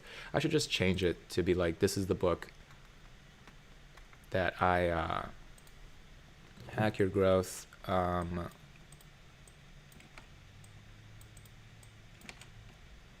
Hack Your Growth with the Power of Habit book. There we go. And then you can go and look in the description below. What's going on, 3,000 of you? We are looking at dogs. We're checking out GameStop and AMC. AMC is hovering underneath $8 right now. It's doing okay, and GME is hovering under $110 right now. Can you explain the line going up and down that appears to be opposite of the stock price? You mean this blue line here? It is the 15-day moving average. And that gives us a micro sense of the momentum of the stock. Sometimes the price of the stock doesn't really give us enough information, so that is why we also use this to give us a weighted average of how the stock is moving, either bearishly or bullishly, and that is used in conjunction with the RSI down here, which this dog is currently blocking. Get out of the way. See, this is the RSI right down here. Maybe I should put dog here. I'm going to put dog here. Dog goes here. And now you guys can see the RSI as well. There we go. Paula says, Brooklyn, that is incorrect. I worked at a vet hospital. Oh, there you go. See, now we're talking about vet news. The Mighty Bread said, is it a good habit to do nothing but watch Andrew Money all day, air day? That's a hard question. I do love Andrew. I do love watching Andrew Money all day, air day. What's Meatball's story? I got him on Clear the Shelters Day, and he's been with me for almost 5 years now. There you go. Love Meatball. Love being part of his life. Dogs are living their best lives, and we are just part of it. Let's get a new dog up here. This previous dog was Bart. If you wanted me to feature your dog to give us good luck for GME, just go ahead and go to Andrew Money on Instagram. Follow me. Even if you don't have a dog to send me, you can still follow me on Instagram. Professor Meatball's corgi cousin. This is so cute. His name is Mr. Deeds. Look at his little outfits. This is from Meeman _XOXO. Mr. Deeds is going to grace the live stream here with his presence. Thank you, Mr. Deeds, for giving us grace. All right, so we are continuing.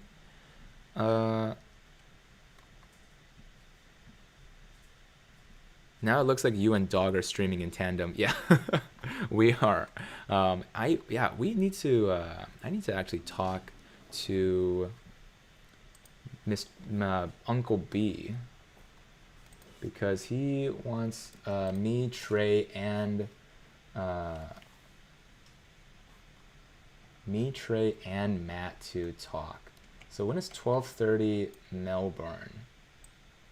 12:30 a.m. Melbourne, Australia to PST. This is 5:30 a.m. Oh. Melbourne. Okay, hold on.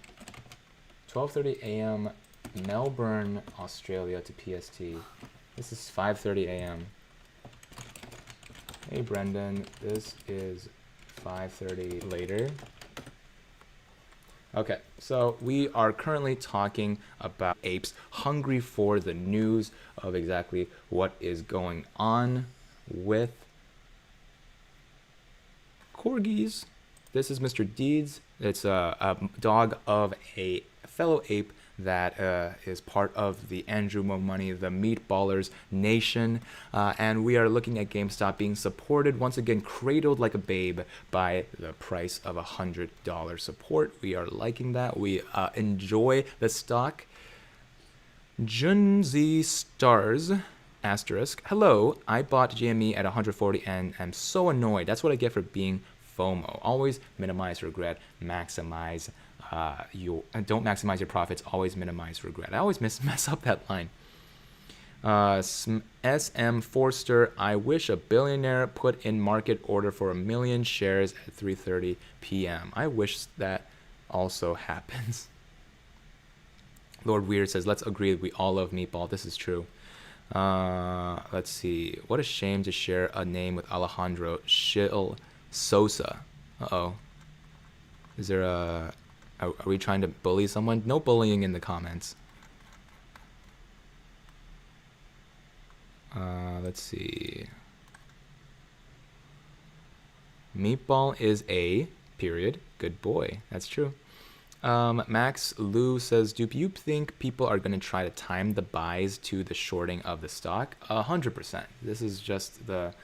when you get information and you think that that is a good time to get in, suddenly it becomes like, do you use the information that you have, or do you think that it is actually dependable information? That is one of the most important questions when you are making these investments. At times, it really ends up being a lot of apes can point us up to the right moments, and that's why it's really important for all the apes to come together and talk at the same time.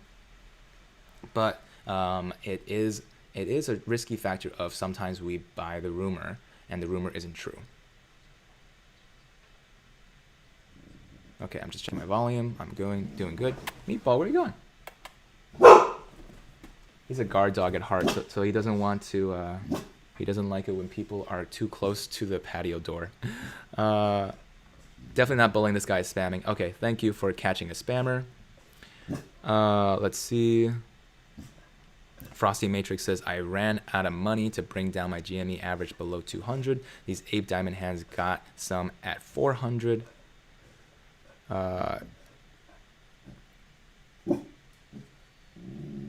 Guys, can anyone answer who is this guy trying to get Trey and Andrew and Matt to all talk? His name is Uncle B. He was on here in the very beginning of the live chat, and that's all I know about him so far.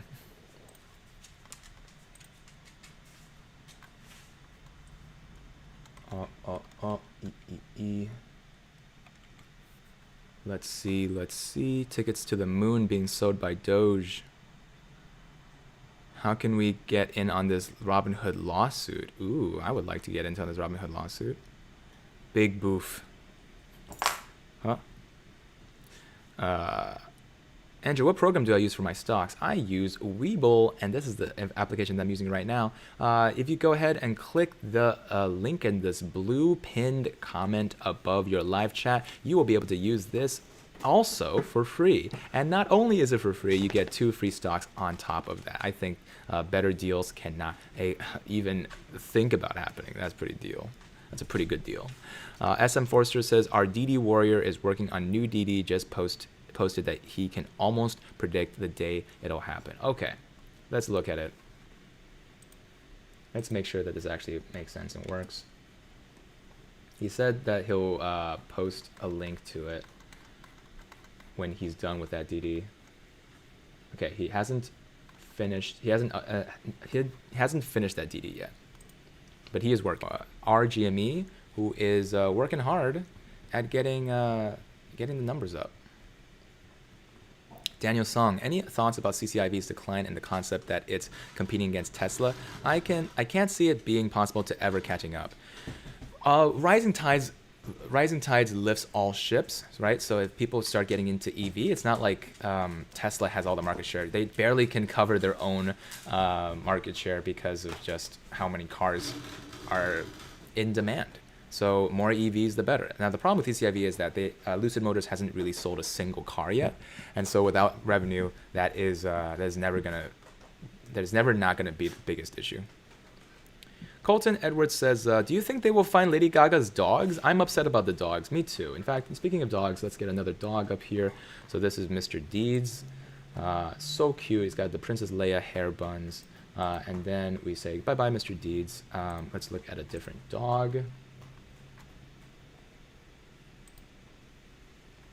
So one of you just sent me a dog, so that's why we're going to look at it. We got Nami buys Nami and Chio.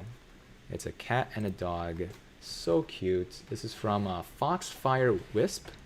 Foxfire Wisp. Look at those cute dogs, Nami and Chio. Dog and a cat. I keep saying dogs, but everyone's a dog to me. $104 reduce is where GameStop is currently hovering. Where does squeeze? Yeah, this is the question right now. Where is the squeeze? Let's see. Will GameStop go up? Will it? We are doing DD about GameStop right now. We are talking about exactly where are the market conditions for GameStop to go up, and that is why you are watching the stream. And previously in this live stream, I gave an entire comprehensive overview of exactly what happened yesterday. Why would the dip happen, and what is potential up for GameStop today? Mike Chang says, yes, I'm a financial advisor. Dangerous, very dangerous to say that because you cannot say I am a financial advisor.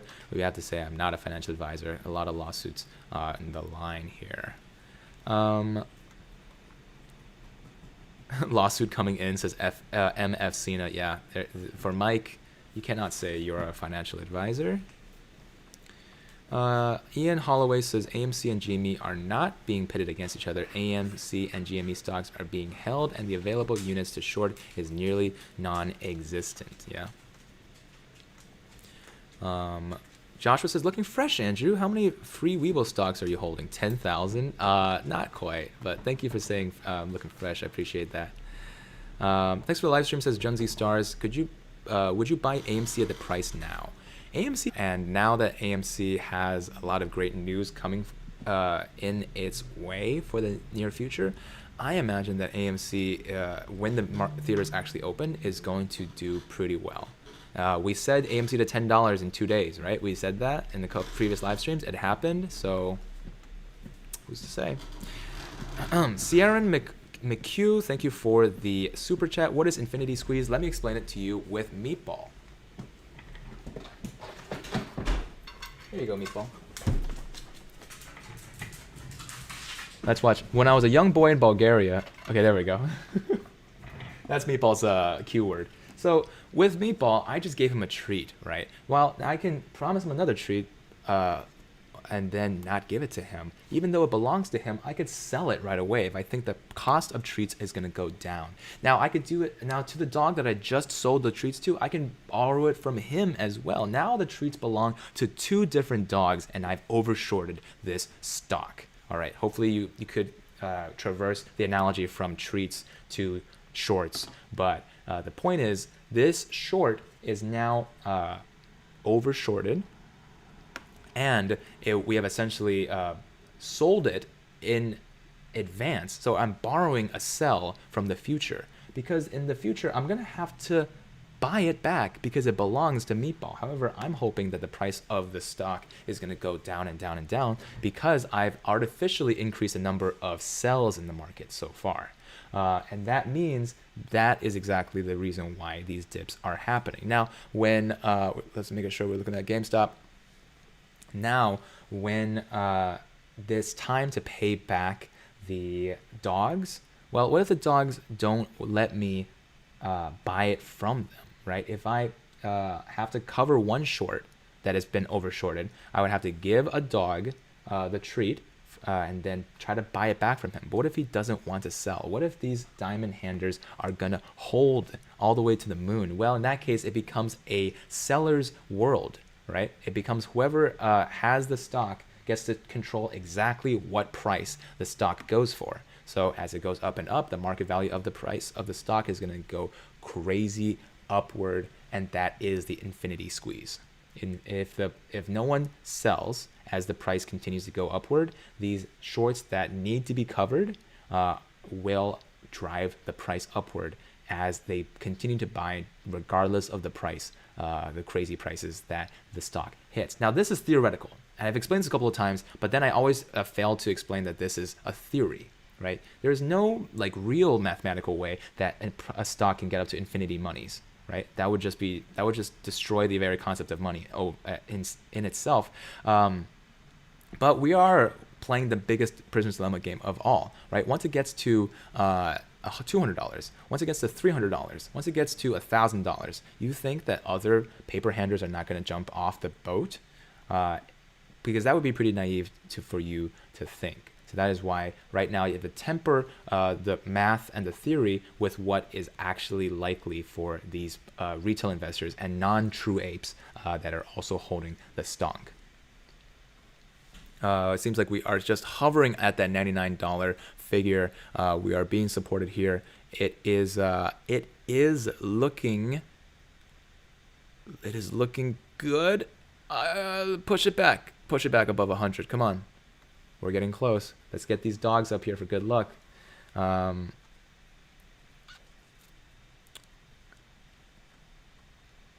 Michael Lee says, I'm an advisor to no one but myself, and that is an important point. We are not an advisor to anyone but ourselves. 300, why are you going to sell now? Yeah, so telling the message down to these retail investors, making sure that they understand that there is a lot of both ways going right now, selling and buying, and the reason why it's being supported here is just simple like buyer economics, right? People that are selling and buying GameStop right now are the same people that have been selling and buying GameStop since the beginning, right? Minus a couple of people who churn and never want to buy GameStop again, a couple of people who are onboarded. So beyond that, you have to you are noted that GameStop is a stonk that is supported by this line at $100, and it should, if it continues to be a line of support for GameStop, it should bounce back off of this $100 figure. However, now as I say it, I'm jinxing it. I should just hold my pee. I'm gonna hold my pee here.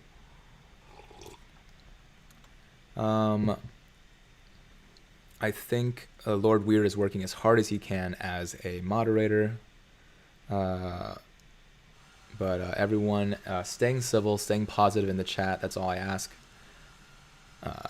What if Wednesday was just the small squeeze for February and maybe we don't see another one until the end of March again? And that is the truth of it, right? These shorts are costing the hedge funds millions of dollars of interest a day. So there you go.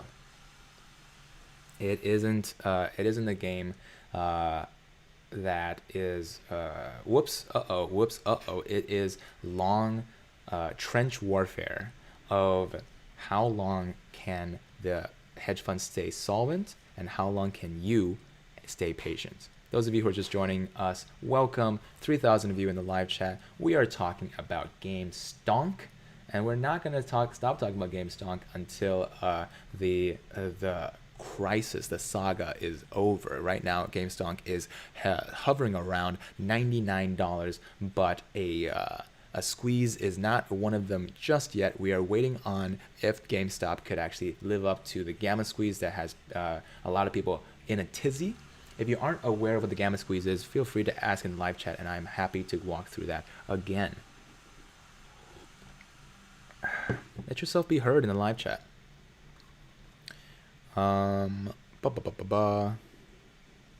Thoughts on Ameritrade freezing the exercise of today's options? I haven't heard a lot about that, but that is terrible. That's bad. Try WeBull instead. Max Lewis says, when is the next FINRA report? FINRA report comes out every 2 weeks, so we'll see you in 2 weeks. Colton Edwards says, can you please show a chart of the last squeeze compared to where we are right now in this particular situation? I would love to. Let's do that. Here we go. So this is a chart of daily short volume on GME. Right now on the left, this is where we are in February, and daily short volume on GME in January. So this is where we were a month ago. Second, it is very darn symmetrical to the February 23rd, 24th, and 25th. The reason why there's no volume on these 2 days is because this was a weekend, right? So we are also trailing up. Today's the 26th, so we don't have data past the 26th, but this is looking a lot similar to the way that the short volume was looking back in January. Not to say that correlation implies causation, but you guys know all that. You guys are all statisticians, right? Let me see if I can make another graph happen.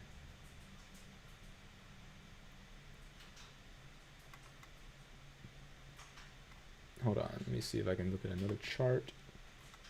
So we have here, there was nearly 12 million in volume yesterday and 33 million in volume today. This is literally identical to the volume we say on January 21st and 22nd, 11 million and 33 million just before the price jumped. So we have here, this is February, so we have short volume, 2 million, 5 million, 1 million, and then 11 million and 33 million, right? That's what we see here. Let me know if you caught up. Okay, and if you look over to the right, it has percent of float, 61% of float to yesterday, 48% of total. And then we look over in January, and we have 11 million, we have less than a million, and then 11 million, 33 million. The 21st and the 22nd of January are looking very fit of February. In fact, the percent of float, 61% in yesterday on the 25th, is the same, 61%. On the January 22nd before the price starts to skyrocket. So it's looking very, very similar. See the Doge photo of Chow Chow Lola on Insta. Yes, send me your Doge photos. Unfortunately, I'm going to have to give precedence to the people who sent me those Doge photos earlier. Colton Edwards says, thank you for answering my question. Also, I'm a huge fan of Professor Meatball. You're welcome. Let's give Professor Meatball a treat. Here you go, buddy. Feed that dog. Thank you guys for getting up that like. Every like does go to feed a hungry meatball. I appreciate that.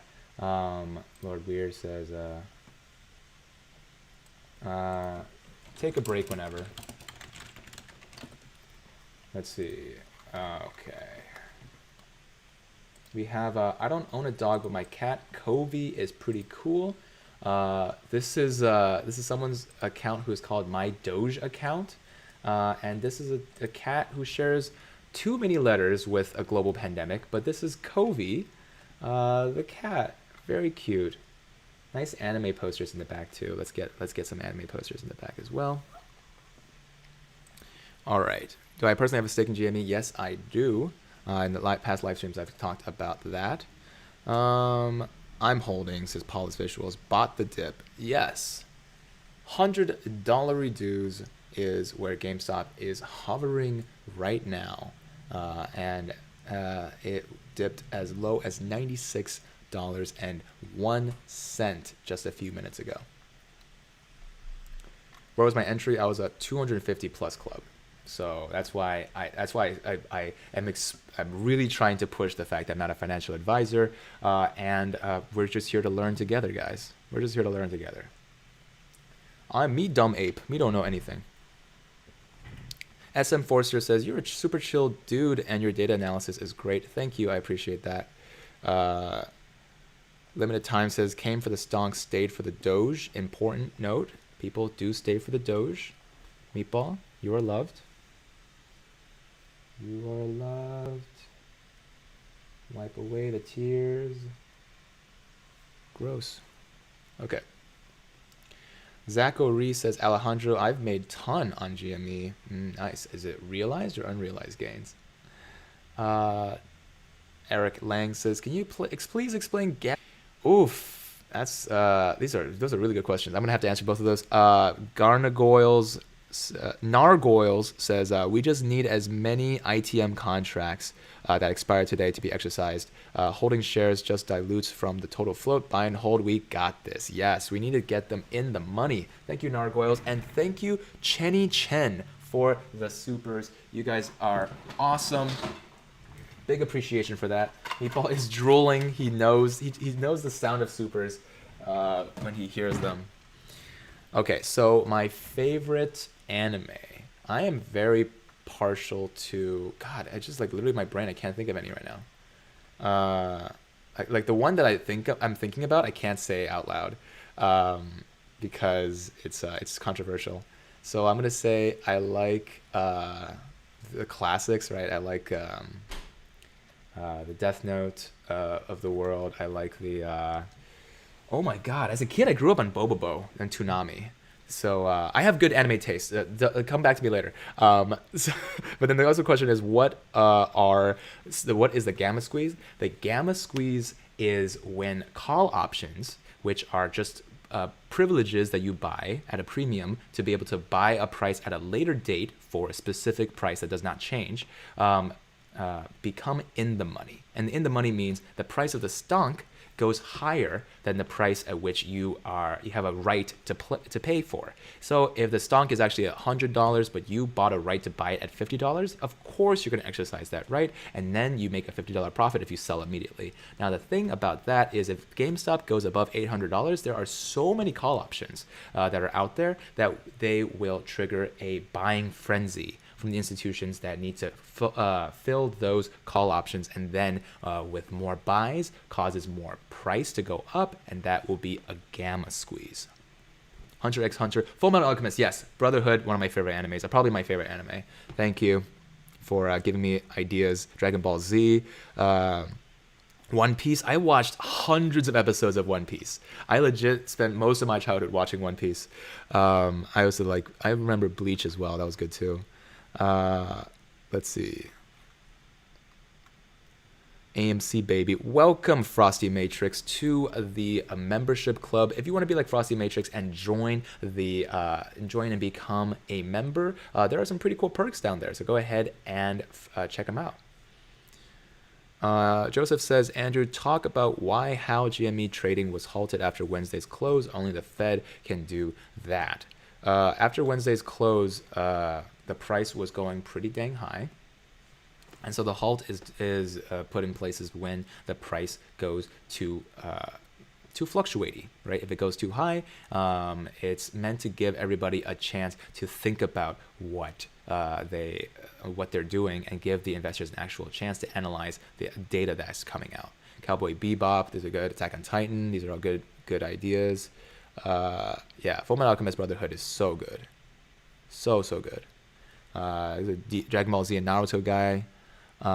What is a stonk? What are tendies? What is a meme stock? What is this language from Reddit? I'm old and lost. Yes, stonks are stocks. Tendies are stocks are any stock that has less inherent value, like actual objective value, like GameStop and AMC, but more like nostalgic value, and they are currently in a very precarious situation of having a lot of visibility because of their short situation, the percentage of how many of their shares are shorted, which has mathematical implications of how much their price will increase. And then, is this language from Reddit? Yes, it is. I'm old and lost. Perhaps you are, but now you should be found. A new Gosu Ballardin, welcome to that tier. That tier is a very special tier of the membership. Thank you so much for joining. Let's go to the moon together. Meatball Army, let's go! While I was talking, GameStop dipped all the way to $92, but it seems to now be hovering at around $94. Let's hold the line. Adric says, I'm going to piss my pants. Go pee. Please do not hold your pee. Do not hold your pee. Do not spam the chat, but definitely do not hold your pee. One Piece top 3 comic books sold ever behind Superman and Batman. Yeah, I've watched so much One Piece. Jesus. Yeah, people are saying let's look at new dogs. Don't look at GME real quick. Look at dogs. Be calm, be calm. This is what we expected today. All right, so this is Junior from Judy King. Junior. Aw, Judy King showing us her dog. Very cute. Super dorbs. Love this dog. This is Junior. Junior, please grace GameStop with your luck, as all dogs are lucky. Thank you. Edson, good time to bum. And this is not a show to tell you whether or not to hold, buy, or sell. This is a show to tell you there are apes out there just like you who are looking for a little bit of hopium, looking for a little copium, looking for a place to explain where these dips are coming from, because the narrative of why GameStop dips is the most important part, right? GameStop is dipping, and the end of the day is if you believe in math, if you believe in the theory behind how GameStop could squeeze, then you know what to do, right? And if you don't believe it, or it's too risky, or if you're playing with money for some reason that you can't afford to lose, never ever do that. Always play with money as if that money could be lost at any time when you're doing these unsafe investments, which are essentially bets. That's why it's called Wall Street Bets, you guys. This is what we're working on here. And once more, if you bought and now the price has gone down, it's unrealized gains. And this is really important, right? The volatility is so high that those unrealized gains are only realized if you sell low and buy high. That's the truth.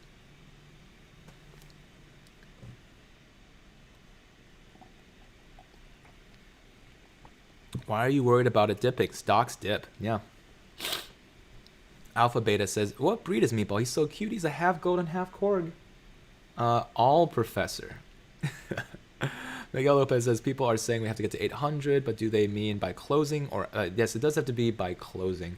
But that is okay because it's just for the gamma squeeze, not for the short squeeze. Remember, the short squeeze has been the game all along, so that's the most important one. Kevin L, thank you for the super. Hodl people, 55 GME at $120, 3,800 AMC at 820. The downturn is a self-fulfilling prophecy. If we hodl, we will be successful. Can't say that I support that because I am not giving out financial advice, but I do support Kevin and whatever he decides. So let's give Kevin a treat for Meatball. Those of you who are just joining, hey, welcome.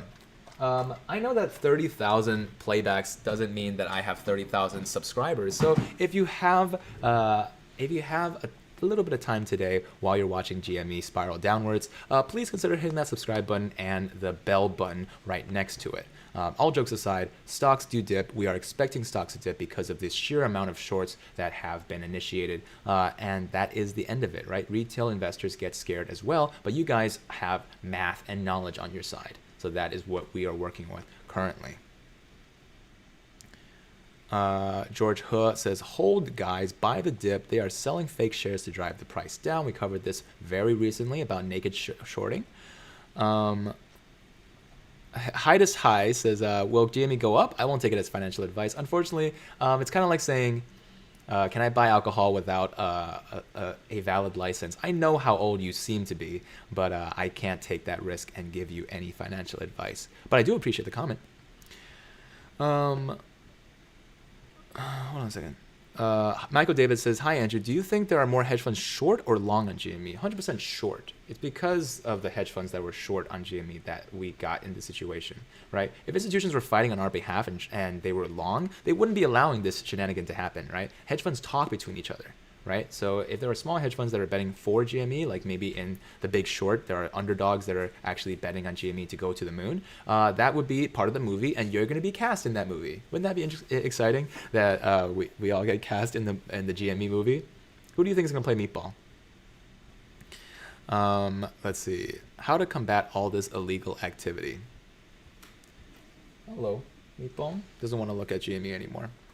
Okay, so let me go back a little bit and see what the next level of support is. So the last line that I drew for GME, because remember, it bumped all the way from 45 to 100. So there isn't a lot of room between $100 and 62. The last line of support I drew was at 62. So let me see if there was one before that. And no, if you look at this graph, it was green candles all the way up. There were no dips. Let me see if I can go into the 1 minute chart and look for other points of resistance and support. The 1 minute chart is a tricky beast. Go, go, go, go, go, go, gadget. After hours are long.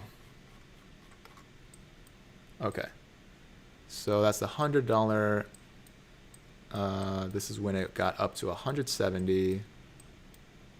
And still above $100. Okay, here. So this was a level that it faltered at. Is 100. No, this is still $100. Okay, so this is under $100. So there was a minor sell-off here. So at 92. Oh, that's why it's stuck at 92. Okay. So this is a minor level of support here, because it couldn't seem it tried to break through 92, got rejected as a sell-off during the 24th. This was back when GME was going crazy up, so the RSI was very, very high. The RSI got up to a 90 at the highest level. Faced a sell-off because it was overbought. Oh yeah, so this is when it's at 92. This is exactly the closing. This is the closing price of that day. Aha. So that is why it's hovering around 92, because it was the closing price of that day. But notice that there is nothing between 90 and 60, right? When it passed through 90, that was the first time in a couple of weeks that it was actually able to go past 60. So there you go. Now we're looking to see if it has the gall to drop past this level of support at 92. Can I go back into time? Where am I? I'm all the way in January.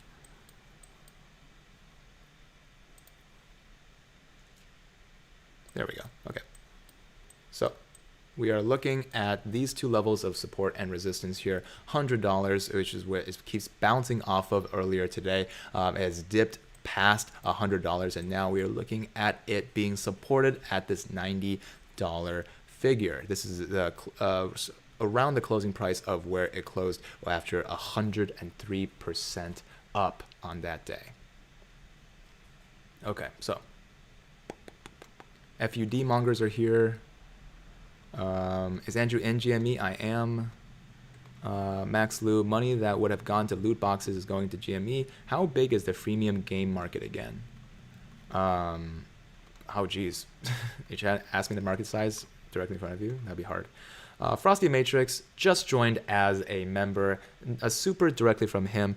Hashtag GME, hashtag AMC, hashtag Tilray, hashtag Sundial, hashtag Tesla, Hopium and Copium. I'm now addicted to this channel. Great help and interactions. I do appreciate that. Is the motto of this channel. And that is a big old treat for Meatball tomorrow for Monday's live stream. Let's see. Apes get banana. Where was that guy asking about meme language? I want to explain more meme language. Hey Andrew, can you show chart from January 28th, 25th to 28th? Might help calm the nerve of some people. Sure. So this dog was named Junior, and now take a look at these lovely charts here. So we are looking at the daily short volume on GME and the daily short volume on GME in January and February. This is where the most important data is. If you are looking for calmness, we are GameStop. Come on, man. Don't sneak up on me like this. Daily short volume on GME, 23rd of February, 24th of February, and 25th of February mimics the 20th, 21st, and 22nd pretty darn piecemeal, essentially. Elias, thank you for the super chat. You just bought 10 more shares of GME. Do you think GME will pick up again in after hours trading? Any theories on why it dipped so hard today? The theory is not much of a theory. It is the truth, which is, let's see if this DD got analyzed. We have what happened yesterday, just millions of shorts on GME trying to push down the price, which we explained before. Shorts hurt the price of GME because it's essentially borrowing a sell from the future. And now there are too many sells in the market that is trying to manipulate the price. Let's see if they've been talking about naked shorts here. Tim Mort, thank you for the super. Another edit to Blue Ball, you guys. More the crazy last minute drive up of the price 2 days ago and the drop off yesterday and today were foreseeable in hindsight. Again, connecting to that specific date, but that's just a theory. A GameStop theory just makes this whole poop crazier than it already is. Can't believe he said that. Tim Moore says, if you are truly in the market to make money, why not follow the hedgies? Diamond hands mean nothing with empty pockets. That's my input. Thank you for adding to the conversation. We are all civil here. So I want to say that I am diamond handing with you guys, but that doesn't mean I'm going to put down people who paper handed. I'm not going to put down people who think that AMC and GME are not going anywhere. Everyone is welcome on this channel to continue learning and building on what we have to build together. Is my face being cut off by that sub button? Oh man. 88.88. Now that is a very auspicious number in my opinion. So like I just said, there is no technical line of support or resistance in the last few weeks that is between $90 and $60. So let's see if GameStop can bounce back and be supported by that $90 figure. We do notice that in the RSI, it is oversold. If it does dip below the 30 RSI, it does become oversold, which is good for investors who like stocks that need a little bit of course correction.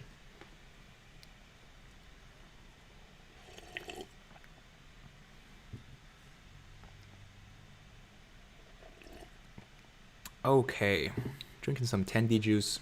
Orange is my favorite crayon color. Thank you, Dupe Snog. Oh man. Brad B says 1.4 million GME shares have been shorted today.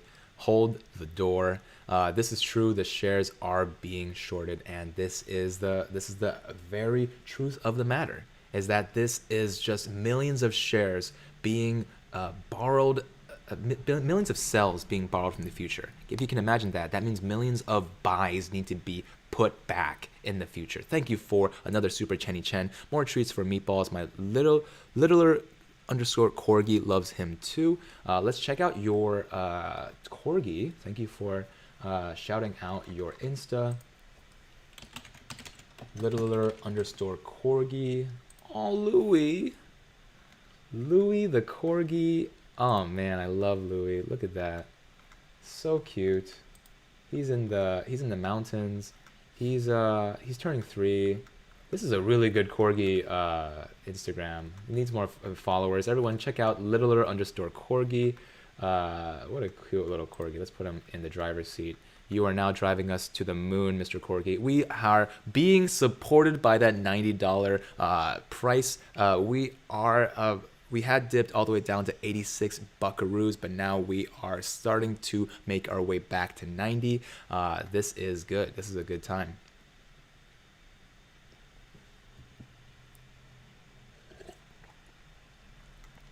Okie dokie. What was I saying? Oh, let's get Meatball a treat for the number of likes you guys have been giving him. And for Little Corgi giving a super to Meatball. Appreciate every single treat because every day is a treat when we're talking about the Meatballer Nation, getting all this news out here, making sure that you guys are learning, making sure that you guys are watching GameStop as it passes through this level of support. $91, that's what we like to see. If I didn't sell at 45, why would I sell at 90, says Georgia. Smouth says, Andrew, shout me out. I've been holding 100 shares at 475 from the high peaks. I'm down so much, but F the hedge funds. Thank you, S-Mouth. I'm assuming you like Smash Mouth or like the meme Smash Mouth. S-Mouth, you get a big shout out from this community.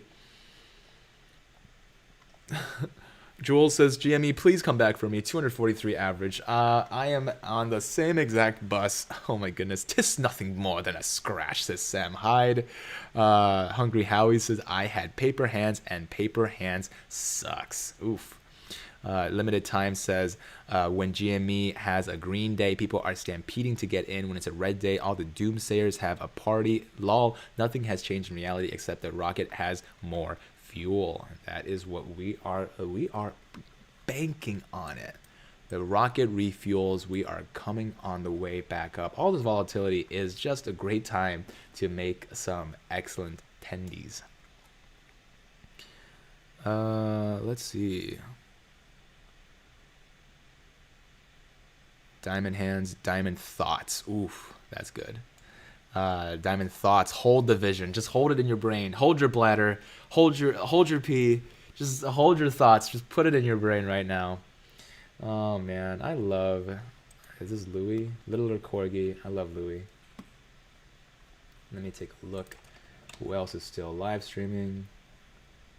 I mean, Matt Core doesn't have a job, so that's why he's still live streaming. Let us take a look-see. I have a one-on-one with one more of you guys that wants to be a mod, but I'm gonna have to push it because this is not the end.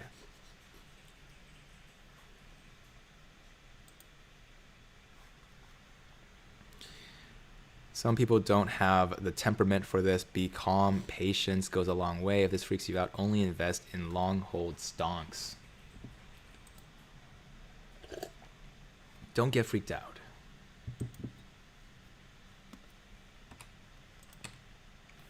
So we just looked at Littler Corgi. I'm gonna follow. Love that Corgi. Let's see. So we have Baby Yoda, Olive, and Baby Yoda. This dog is literally called Baby Yoda. Well, that's what it is. This dog is from Pizza Muscles. Great name for an Instagram. Pizza Muscles have we have Olive and Baby Yoda, and these are the dogs that are going to grace us for the end of this live stream. If you guys know, on these live streams we are covering GameStop. I'm going to be live streaming for just 10 more minutes because we are going to come back in force at the in a couple of maybe just 1 hour and get the aftermath of the market close. If you guys are have been avid watchers of this channel, I think it's time to christen that watch with a subscribe. Hitting that subscribe button, hitting that bell button helps out the YouTuber man that is Andrew, that helps out the meatball man that is Doggo, and it really does mean a lot for GameStop too, right? It supports the cause, gets more people on the channel, and gets more eyeballs on a YouTuber that still cares in the cause, that still does the DD, that still makes the data analysis, and still roots for the apes. Let's see. You got to pay to play. Just win in another 5K on GME. I'm going to talk to Alejandro in just a second. Let's see. Alejandro says, I had a meeting with you at 12:30, but I had to cancel due to my children. Are we still on for 10 a.m. PST? Let me know. Simple Jack says, math is on our side. Hold the line. Limited Time says, the more the merrier in GME, but not if you're really unhappy with the volatility. Frosty Matrix just joined as a member. Supposedly, Hedges borrowed 2 mil shares to cover shorts. Paul's Visual says, Andrew is a calm voice in the storm. We are calm. We are chill. We are relaxing. Dupes Nog says, what's my favorite crayon flavor? Dupe's favorite is orange, and there is a crayon advisor. I am not a crayon advisor, but my favorite crayon is Periwinkle. Do they make food colors too, like taco yellow? Oh, Alejandro cannot make the meeting. Okay, well then, in that case, we are just going to start wrapping on up. the fight does not end when the live stream ends. It's just because I need to do in my actual job and to eat some food. But I will be back in roughly just an hour and a half. And we're going to talk about the moves for aftermarket. We're going to talk about how the GameStop levels of the resistance and support will continue to be updated. And most importantly, we're going to be back with you guys in force. So if you don't want to miss a live stream, make sure that your bell notification is turned on. Make sure that you have smashed that subscribe button. Make sure that you are smashing that like button for the algorithm. And if you guys are curious about what technical app I'm using, this is WeBull. I am an affiliate for WeBull. I like their product. It just means that I use their product, and I have a link that gets you 2 free stocks. And if you click it in the live chat pinned right here, it is entirely free for you to use, and it is much better than Robinhood. I am also an affiliate for BlockFi, so you guys want to be able to hold your crypto to the moon. That is a great place to put your crypto in, because it not only is your own wallet, it also gets you 8.6% on interest. And what bank account's going to do that in this day and age? So those 2 products are great. If you guys want to be able to get better habits, I want to say this book is one of my favorites. This is also in the description down below. If you are planning to buy on Amazon, that is my affiliate link. You don't even have to buy this book. Just click the link next time you go on Amazon and start your session there. And Amazon, remember that I affiliated you into Amazon, and that helps me out, support the channel for free with no cost to you. And finally, I hope you guys stay safe. Hope you guys are ready to go on the moon. Hope you guys have your space boots ready, because for now, but not for forever, I hope you guys have a great 1.5 hours until I come back, and I will see you then. Peace.